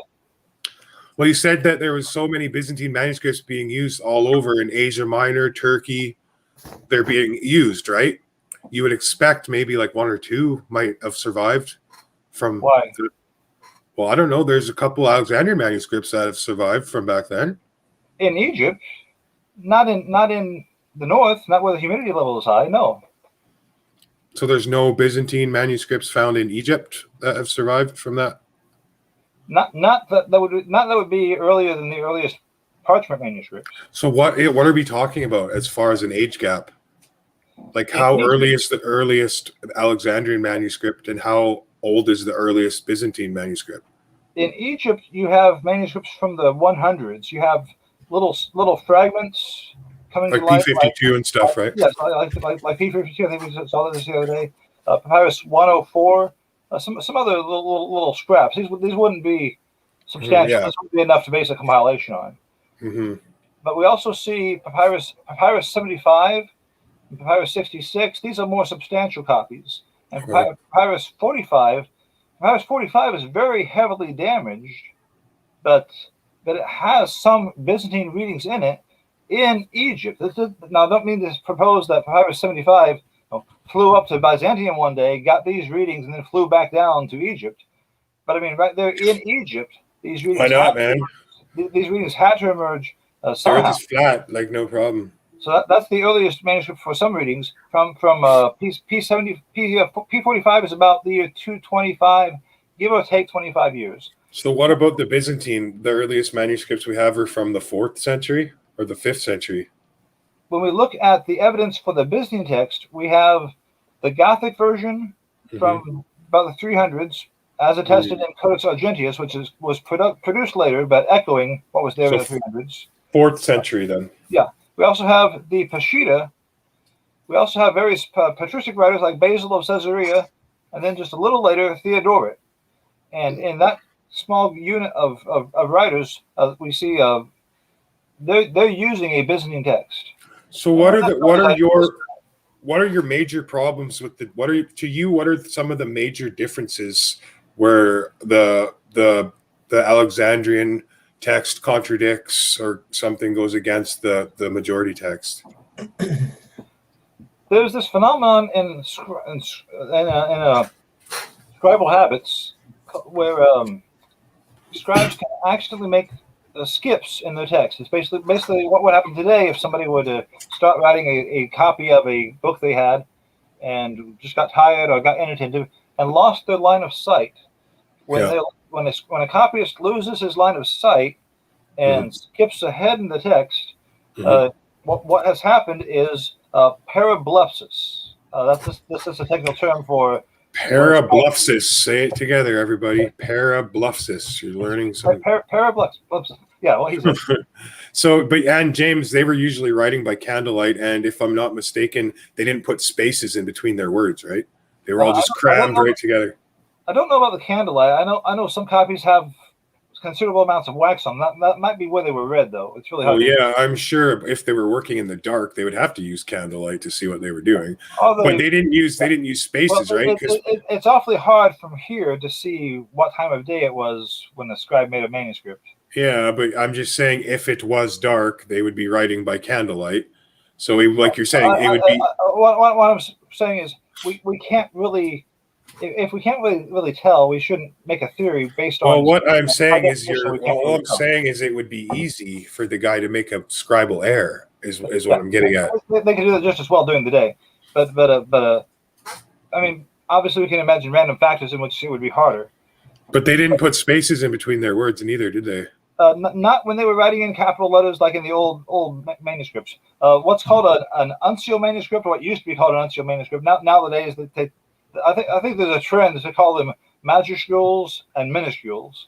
What used to be called an uncial is kind of being gradually reserved in terminology for a particular feature of a Latin script.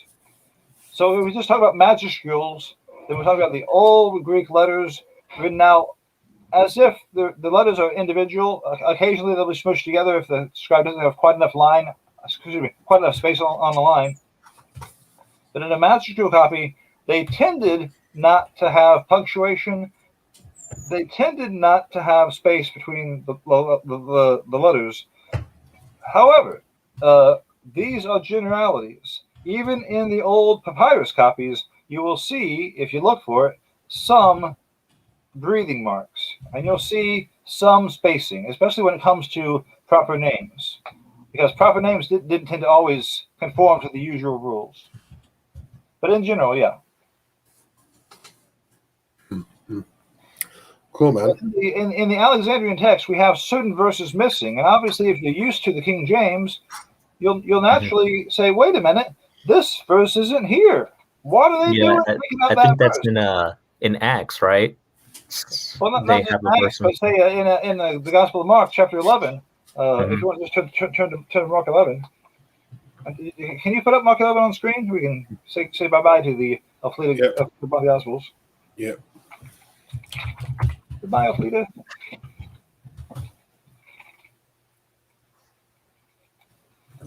If you look at the Gospel of Mark, chapter 11, verse 26, you'll see it's not there. Yeah. 24, 25, 27. Where'd 26 go? Yeah. Exactly. And you say, and of course, it's a natural reaction to say, why did they take this out of what I'm used to?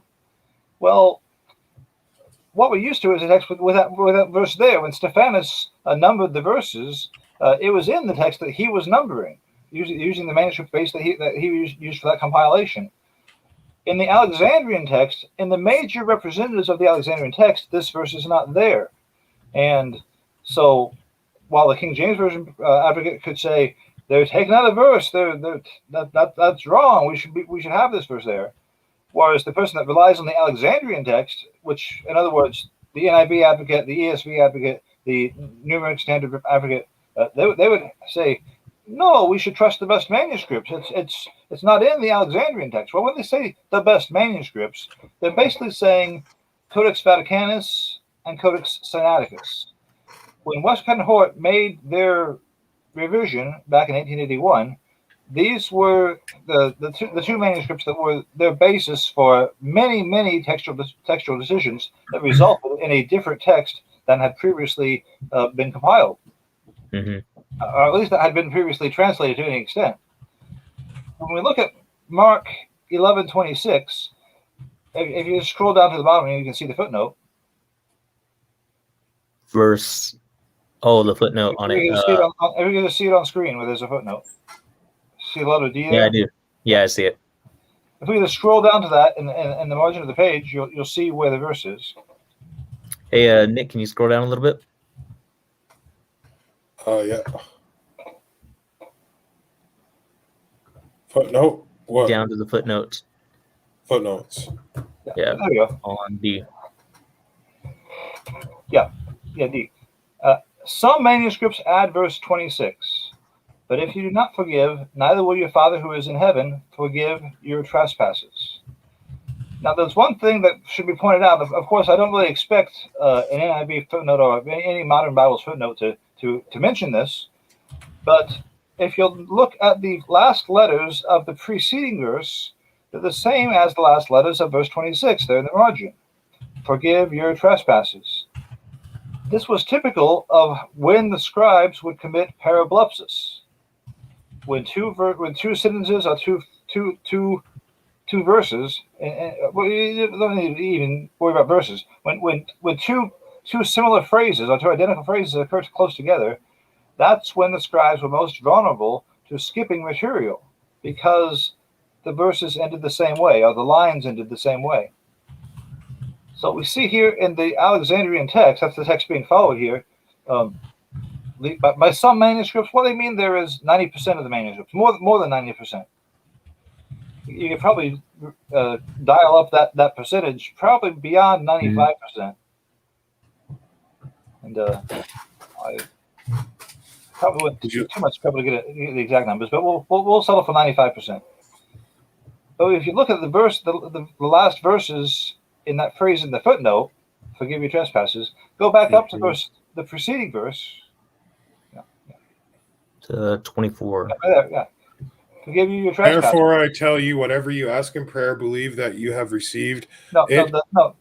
Oh, right there. Oh, okay. And whenever you stand praying, forgive if you have anything against anyone, so that your Father also in heaven may forgive you your trespasses. Right. Same ending. Okay. When we talk about the same ending, there's a word for that. If we talk about the beginning of the passage, it'd be homeoarchton. When it's the end, it's homeoteleuton. Here we have a case of homeoteleuton that clearly explains how a scribe could lose the verse. Now, I would say that it's intrinsically unlikely that a copyist would just randomly add the verse so it would be clearer. You would have to say, they must like it to be a lot clearer, because as you can see, without that verse, it's still perfectly sensible. It doesn't really raise any new question in anybody's mind. Mm-hmm. But when you look at the end of the verse, you have a reason or a mechanism of how the verse could accidentally drop out. It's not somebody saying, ha, ha, ha, ha, ha, you've got a chance here to erase some of the Bible. But right. What happens is the scribe is making a common incidental mistake by simply writing the end of the verse, looking down to his paper, looking back up to his master copy, and resuming at the wrong spot. And that's how Mark 11:26 disappears from the Alexandrian transmission line. it's a mistake that would have to take place rather early in that transmission line.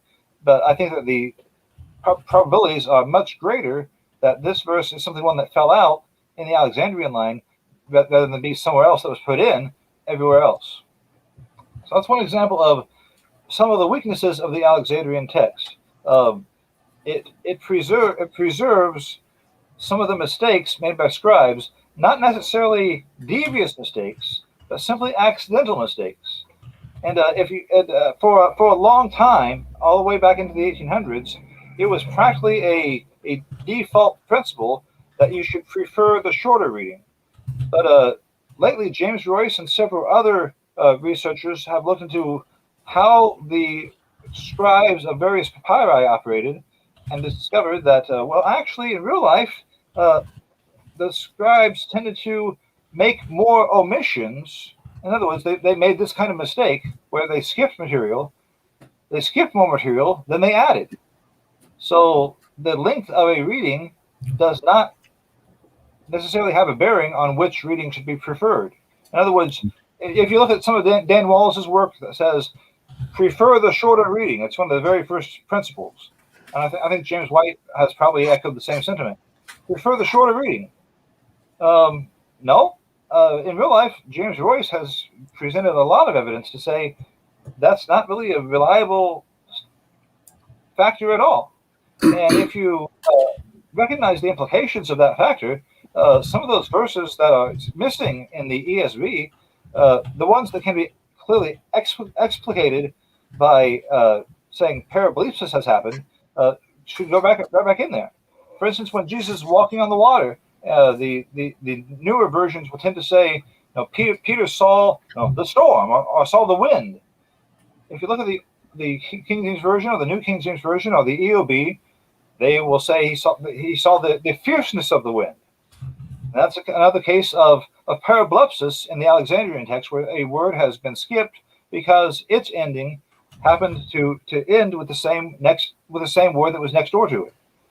So we have cases like that, and even though people may say, well, wind, fierceness of wind, it doesn't make too big of a difference. Well, of course it doesn't make too big a difference. If it made a big difference, the scribe would have caught the mistake, or at least the proofreader would have caught the mistake. It was because it was just a small difference that it was able to be perpetuated in that transmission line. But we do see cases like that occurring in the Alexandrian text, where some of the Alexandrian scribes have skipped some verses or some phrases or some words because of this kind of mechanism. They weren't being deliberately, let's skip some Bible today, but they simply made honest acts of negligence, and that's where the Byzantine text comes in very handy when you have a real eclectic approach. In the Nestle-Aland text, the basis of the NIV and the ESV, they're called the eclectic text. In real life, it's 99% Alexandrian and about 1% Byzantine, if that much. But in a more eclectic text, where you're seriously using the Byzantine evidence, the Western evidence, the Alexandrian evidence, looking to minimize those points where the scribes could actually drop out text by accident because of two passages or two words close together having the same ending. That's where you can improve all of the text by taking them seriously together. So the Alexandrian text, I would say, is not the demon that it has been imagined as by the chick tract approach, where it's just bad, they're all Gnostic and so forth. That's really not a historical model at all. Which doesn't mean that there weren't any heretics out there. There were.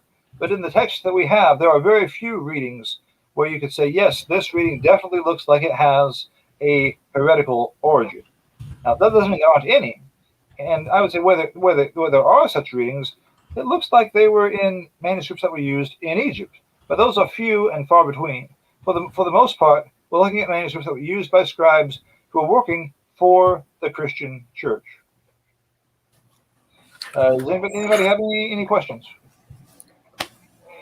No, we do appreciate you kind of showing us how simple mistakes could be made, and also that it backs up by using the same endings of sentences, and we could see that it didn't just happen in one spot, but missing or added verses or in the same type of scenario. So we do appreciate that. Good. Now, also regarding the contest, when we put Byzantine and Alexandrian together, we can see some of the effects, good effects, and also some bad effects. When we look at the Alexandrian text and we see a verse missing because of Parablepsis, well, that's obviously a bad effect. But we can compensate for that by looking at the other transmission lines and seeing where that didn't drop out over in that transmission line. So an eclectic approach tends to be a net gain. Also in the Byzantine text, if we look in the Byzantine text, it's not just, there's not just one Byzantine text as if they all say exactly the same thing in the manuscripts. In the earlier Byzantine manuscripts, there are some readings that aren't in the later ones. And in the later ones, there are some readings where there's been adaptations made from the liturgy of the church. Mm-hmm. For instance, just like in the Western text, there was sometimes a desire to want to fill out a phrase like, "You know not the day or the hour." What day of the hour? What day of the hour? I want to know. And so in many manuscripts, you have the phrase, "when the Son of Man comes," just to complete that thought, so you're not left with a hanging question, so to speak. And Kate, I wanted to know if you heard about the new shards found in Qumran recently, and I said, yeah, you do. We already talked about that, right? The new discoveries. Sorry, I'm just getting some questions from the audience. I had a question for you, James. Which manuscript family, the Byzantine or Alexandrians, do most of the newer translations generally use today when people are making a Bible? Do they use both, or do they focus on one or the other usually? Unfortunately, as far as the major English translations, which are still coming out, the Evangelical Heritage translation is pretty well balanced between the two. Okay. No, I haven't analyzed it like in the Book of Revelation, but from what I've seen so far, in the New Testament, it tends to be pretty well balanced. Okay. When we come to manuscripts like the NIV, the ESV, the Holman Christian Standard, or what used to be the Holman Christian Standard, just a Christian Standard Bible now. Unfortunately, they are based on the Nestle-Aland text. The Nestle-Aland text is more than 99% in favor of the Alexandrian text. For all intents and purposes, with rare exceptions, you might as well say that the Byzantine text has been swept to the side. Really? Just like Allen said they did. How do you feel about that, personally? I would say that when you're getting a Bible that's based on the theories of Allen and Allen, you're getting the same theories sort of recycled that you got based on the theories of Westcott and Hort. In other words, the entire Byzantine text type, as far as they're concerned, with very few exceptions, might as well not even exist. So they would definitely rely on the Egyptian text, which is falsely being presented in marketing as if it's a very eclectic text. It's not very eclectic. It's only minimally eclectic. You don't sound like Alexandrian text. You don't really sound like a big fan of the Alexandrian text, eh? Well, it has some holes in it. Look at the ESV in Matthew 12:47. Where's that verse? I mean, yeah, that is true. We were able to come up with that verse in the 20 years ago. How many copies of Matthew have we come up with since then? Why has it suddenly dropped into the footnotes and out of the text? Yeah, why do they do that? Just because it's not in the Alexandrian text? Basically, yes. Basically, that's the reason. It's a manuscript difference, and they have such a heavy bias in favor of the Alexandrian text that they don't realize that this is plain as day. Now, this is what I would say. This is as plain as day, because if you look at the previous verse, you have the same phrase there at the end. I would say, surely this verse should be in there. Why would anybody just throw it in there at random? But again, that's where the ESV, I think, has a real weakness in not having that verse, which, on balance, the evidence, except for their favorite two manuscripts, and a few others, but clearly the balance of probabilities is in favor of it, including Matthew 12:47.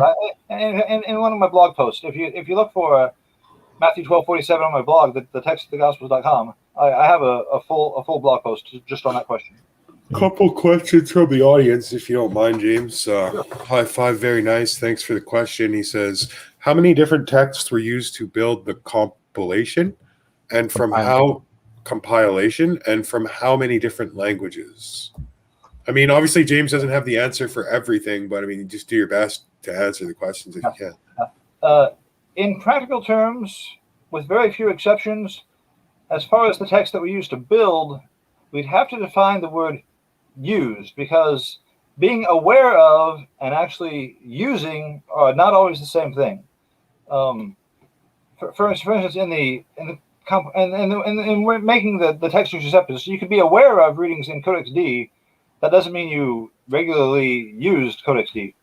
But for the Nestle-Aland text, the basis of the NIV, the CSB, the ESB, you have not only the Greek text, but also a variety of versions.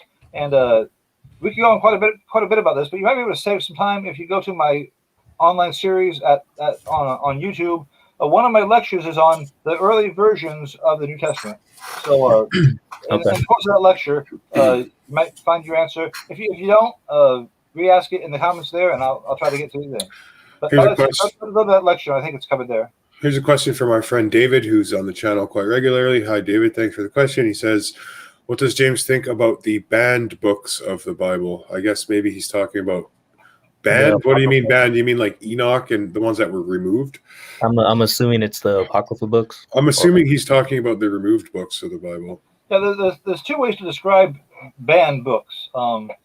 Most of the books that are called that today are simply copies of what's called the pseudepigrapha, of which there are many books. If you've seen a book called the Lost Books of the Bible, we're talking about the pseudepigrapha, of books that were written in the name of another person. Because in the days of the early church, when there were false teachings that were trying to creep into the church, instead of saying this is Peter's letters, these are John's letters, this is James' letters, well, if somebody wanted to write something against those letters, they wouldn't say, this is the letter of Joe Schmo, somebody you've never heard of, or this is a letter that I just wrote the other day. People would say, well, who are you? And so to get around that, people would instead make a preface to the book. And sometimes it's very, very clear when they would say, oh, this is a book that was found by this great prophet. You pick somebody that you know the people you're trying to convince would respect. Pick somebody that they would want to hear something from. I mean, nobody wants to hear something from. This is from that Greek philosopher, unless you're interested in Greek philosophy, but it's saying this is what Philip wrote. Oh, well, let's hear what Philip said. Sure. So the idea is the author is trying to build up a platform to get his work heard, and so that's why we have Gospel of Thomas. Ooh, Thomas. Yeah, let's hear about what he said. Gospel of Philip. And also there would be stories, which would not necessarily be narratives, but of things in the Bible. But this is the career of the Apostle John, or this is the career of Bartholomew. What do you want to know about what happened to Bartholomew? And so they would make these pseudepigraphical books. By pseudo, we mean false, and of course by grapha, we mean writings with the pig in it. I don't know where the pig. I don't quite understand this. From. This question I don't quite understand, James. It's from the same guy. I don't quite understand what he's getting at, but he says, may I ask for my original question to be asked by his understandings of the scripture? So I guess the point he's trying to make is that you didn't maybe clarify to him how many texts were actually used to compile what we now know as the Bible. At least the Greek text, I'm assuming. When it comes to the Old Testament text, and here we're dealing with a question more like that would relate to the apocryphal books. When Jesus is speaking after his resurrection, he refers to the law, the prophets, and the Psalms. Now, we don't categorize them in the same way, but as far as the content, you say law, prophets, Psalms. You can say those are three kinds of books, and that's all there are to point to Christ. And the purposes of Jesus being fulfilled in the Old Testament, and the history of God's people is also part of the picture. In the law, the Psalms, and the prophets, Jesus recommends those, he endorses those to be used. And so that's what we have as our Old Testament books. Now, those weren't the only books out there. I mean, obviously, the Romans and the Jews had oodles of books. Right. But that would define what's called the canon, the authoritative standard. So it's like if something else comes along, it might agree with those books, and that's fine. But if it disagrees, then it can't have the same level of authority as what's recognized as the canon for God's people.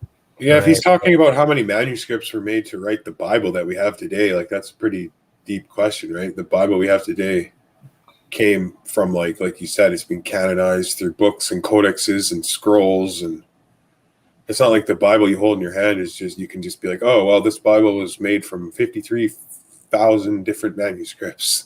You know what I mean? Like, how are you supposed to? 7. Yeah.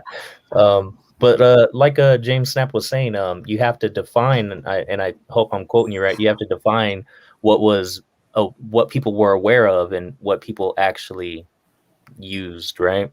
I don't know what he's getting at, but the language the New Testament was written in was Koine Greek, if that's what you're trying to get at. What languages did what church use to compile the scripture? Like, what church? In the early church, the language of Latin, right? Latin. At the time of Jesus was Koine Greek. You would find Koine Greek wherever you went. And in some other places, you went west, you find more Latin, like in West Africa. But Koine Greek, Common Greek, was the what you would find in dominant use. But even on Jesus' cross, you have being written in 3 different languages. Yeah, true. In a Hebrew or Aramaic text, to the Latin text, and Greek. And you have in the book of Acts, the Roman soldiers inquiring of Paul, do you speak Greek? And he seems surprised when he finds out, yes, he does.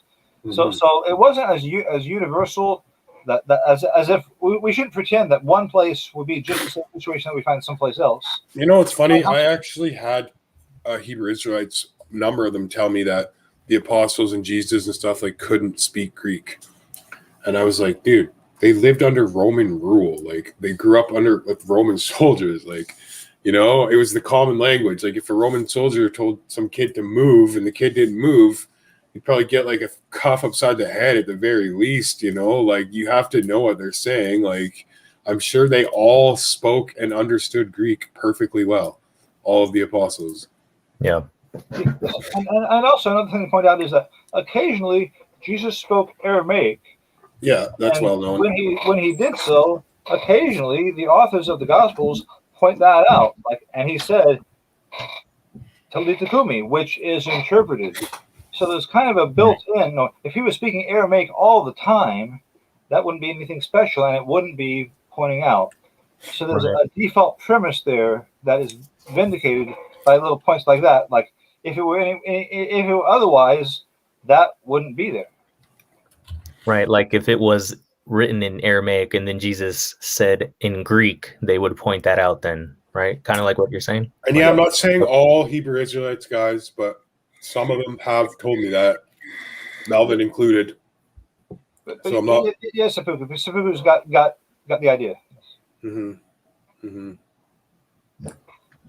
guys, so the Alexandrian text, to kind of combine what we've been talking about, the Alexandrian text is a nice formal rendering, but the scribes of the Alexandrian text were not supermen. They weren't supernatural. They could could skip lines from their exemplar. They would not write exactly what they got. For instance, in Vaticanus, in Acts 27, when it comes to how many people were on the boat, the ship that Paul was on, the ship that got wrecked, most manuscripts say 275. Excuse me, 276.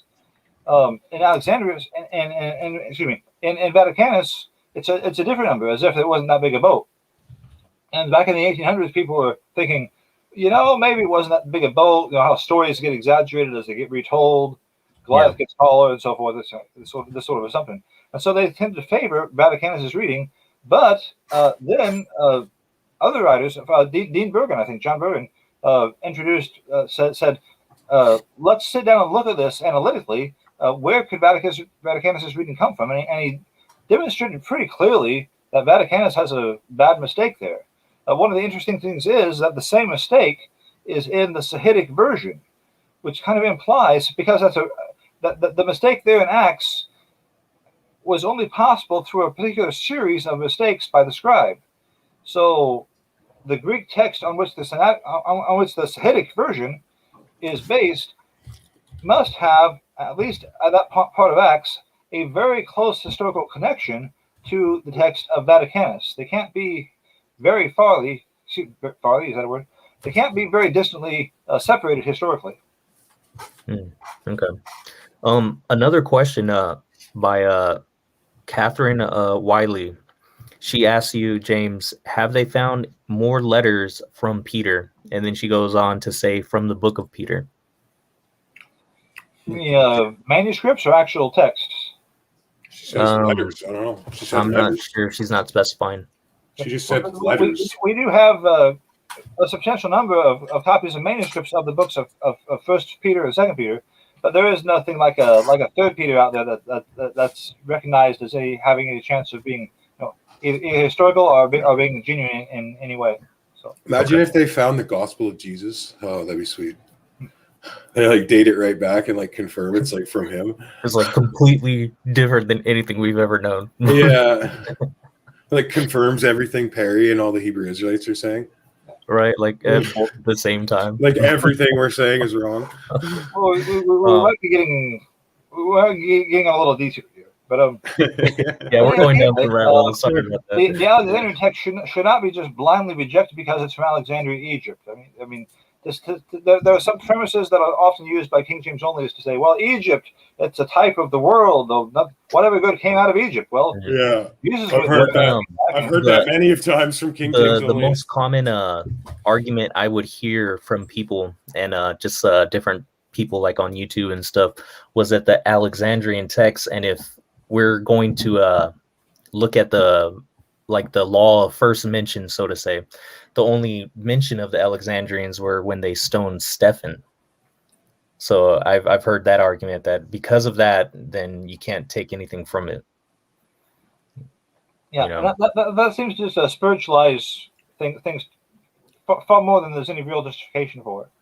Yeah, I mean, if the Byzantine text had come from Egypt and the Alexandrian text had come from Byzantium, it would have been the same thing. Be a need to compare the manuscripts, because historically they all have the same line of descent up to a certain point, and then you get into the localized form of the text. Right. To get beyond the localized form, there has to be comparison. Plus, the King James was only made from like 12 Byzantine manuscripts anyway. Isn't there like a lot more than that? There are, but when it comes to the differences between what we would find in the King James Version and what we would find in a translation of 1,400 manuscripts, they wouldn't be drastic. No. A few things would disappear. For instance, the verse in 1 John about the Father, the Word, and the Holy Spirit. The comma. Yeah, the comma would be gone because that's from Latin. That was never part of the Greek text of. That's what I mean. That's how I used to. That's like the easiest way to refute those King James only say that the King James is inspired by God and it's the only Bible that's ever been what's it called? What's the word I'm looking for? I'm so brain dead and tired right now. Preserved. It's the only version that's ever been preserved by God. It's been preserved for 400 years, but it's like, and then I say to them, well, have you heard of the Communion? And they're like, what? Most of them are like, what's that? I'm like, 1 John 5:7.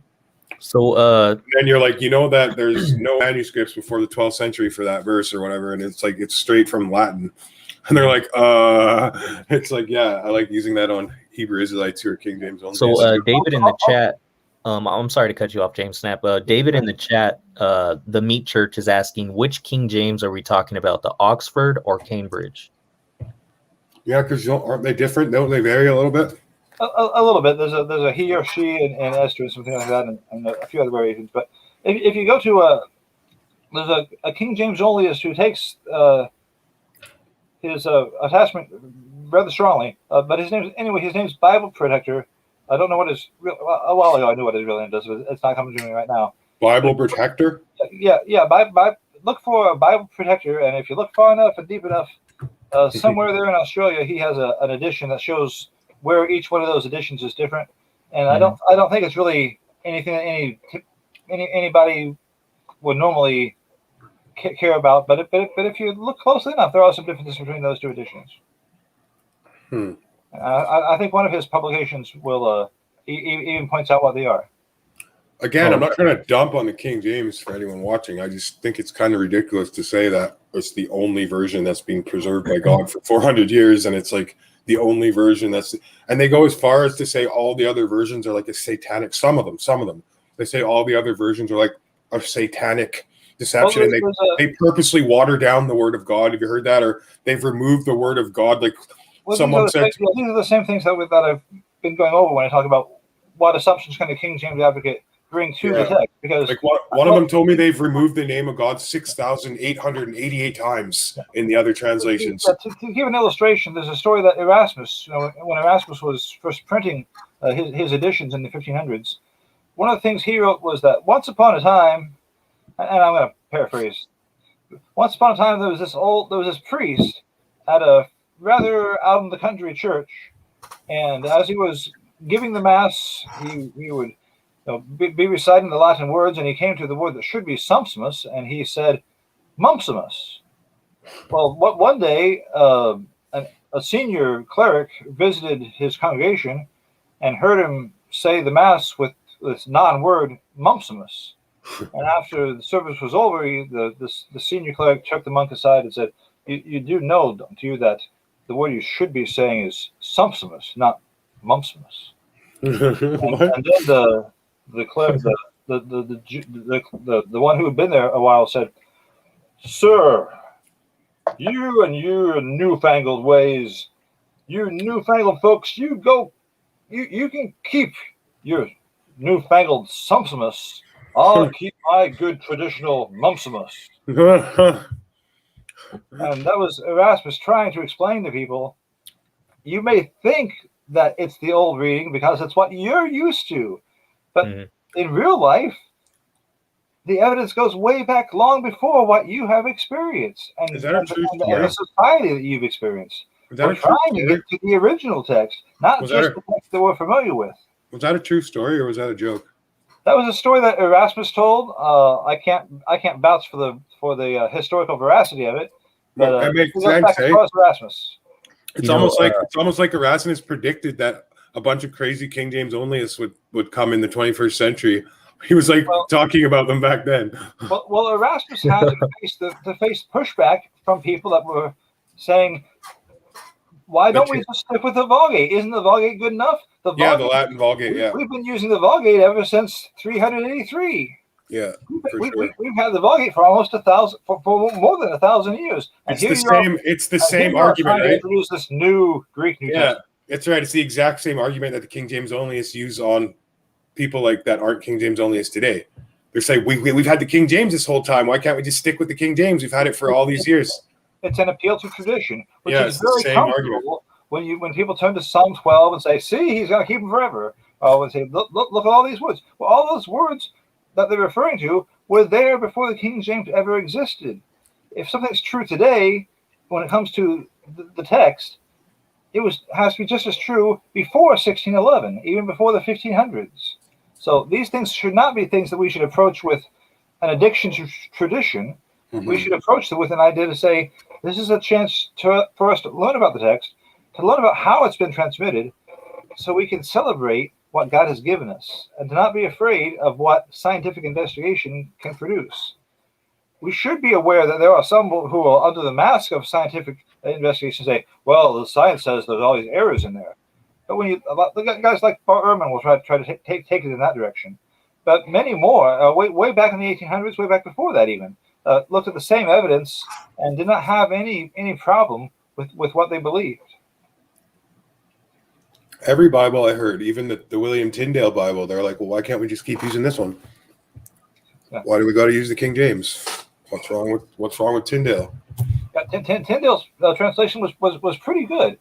There were some variations that he made from the Textus Receptus, or from the initial Textus Receptus. For instance, in Acts, when Peter refers to the second psalm, Tyndall said he referred to the first psalm, which is a Western reading, but a very interesting one, because there appears to have been a tradition that Psalm 1 and Psalm 2 were either combined, or one was used like chapter 0, and then the next one would be the first one.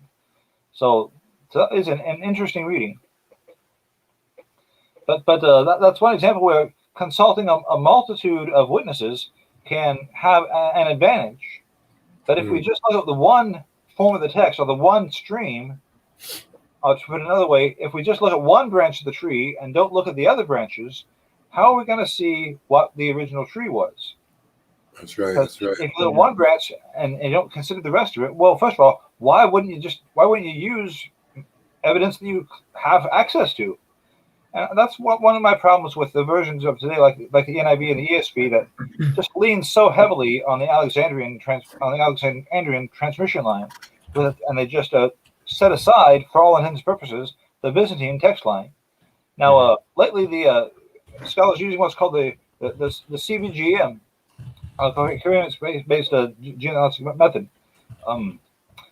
They have tended to look a little more intently on some Byzantine readings, but so far it hasn't really produced a lot of fruit. On net, we got as far as the net balance of how many Byzantine readings are they embracing versus how many more Byzantine readings are they rejecting.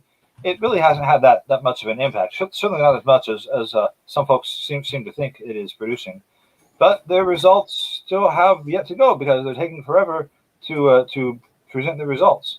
So jury's still out in that respect. But I would say simply using traditional methods and just not using Hort's assumptions and the built-in premises that Dan Wallace has presented, even though they've been set aside by guys like Royce. If we just take the Alexandrian text more seriously, we will see more and more cases of Parablepsis accounting for missing sections of the Alexandrian text. And we'll also see that happening also in the Byzantine line, in the Textus Receptus. For instance, in I believe it's Colossians 1:6. There's a phrase that's not in the Textus Receptus, because it's not in the Greek text that Erasmus compiled, or that was compiled during the 1500s, where the phrase "and growing" is not in the King James, but it should be. That's a phrase that fell out the same way because of Parablepsis, that is in the majority of manuscripts. And that's one reason why a true eclectic approach, an equitable eclectic approach, is valuable and should be used. Right. Yeah, people, it's just a matter of using the resources that are at hand, and being able to, within ourselves, reason and to find the truth. There's nothing wrong with seeking out the truth. There's nothing wrong with going back and checking on things that are said or spoken about, rather than just taking it on a blind faith and just believing what someone else is parroting. I got like an hour of sleep last night, so I got to get wrapping this up. I'm literally falling asleep in my chair, but okay. I'd like to thank you. Obviously, we haven't answered every question that can come up, but no, let's do another show, James. Like I love having you on. Let's get together and do another interesting topic sometime whenever you got time. Okay. Okay, sounds good. Whatever, we'll think of something good, like maybe some of those verses we were talking about. Like how about we talk about that verse where they're going to stone the lady, and Jesus said, the one. The story of the adultery. Yeah, he without sin cast the first stone. I've heard many people say that is an addition to the Bible. It's not a legitimate story. It's not found in any manuscripts before whatever century. So I'd like to hear what you have to say about that, James, and maybe we could do that sometime. I'm sure you've heard people say that claim, eh? I think in my lecture series, I cover that in section 18. But it'd be nice. It'd be great to do that spontaneously. Do you believe it's authentic? Yes, I do. Okay, cool. Well, then let's set up a show around that. Then, what's that verse called? John 7:53 through 8:11. Or I could just call the show "The Woman Caught in Adultery" or something like that. Okay, cool, James. Why don't you email me and let me know your next available slot, and then I can set it up. Sounds good. Would you like to say a prayer before we go? Sure. Okay. Heavenly Father, help us to appreciate the gifts that you give to us. As we cast our crowns before you, we just give you thanks. Lord, help us to appreciate the resources that you've given. Lord, help us remember that we're part of those resources. We're also in your hands. Lord, you're the potter, we're the clay. We just come before you and we ask you to shape our hearts with the scalpel of your word. In Jesus' name, amen. Amen. Thank you, James. Thank you so much for coming. Thank you, everybody in the chat, for coming. You guys are awesome. God bless you all. Make sure you guys come to the next show in a couple days, and you guys have a great night, okay? I'm going to go get some rest. See you guys. Good night.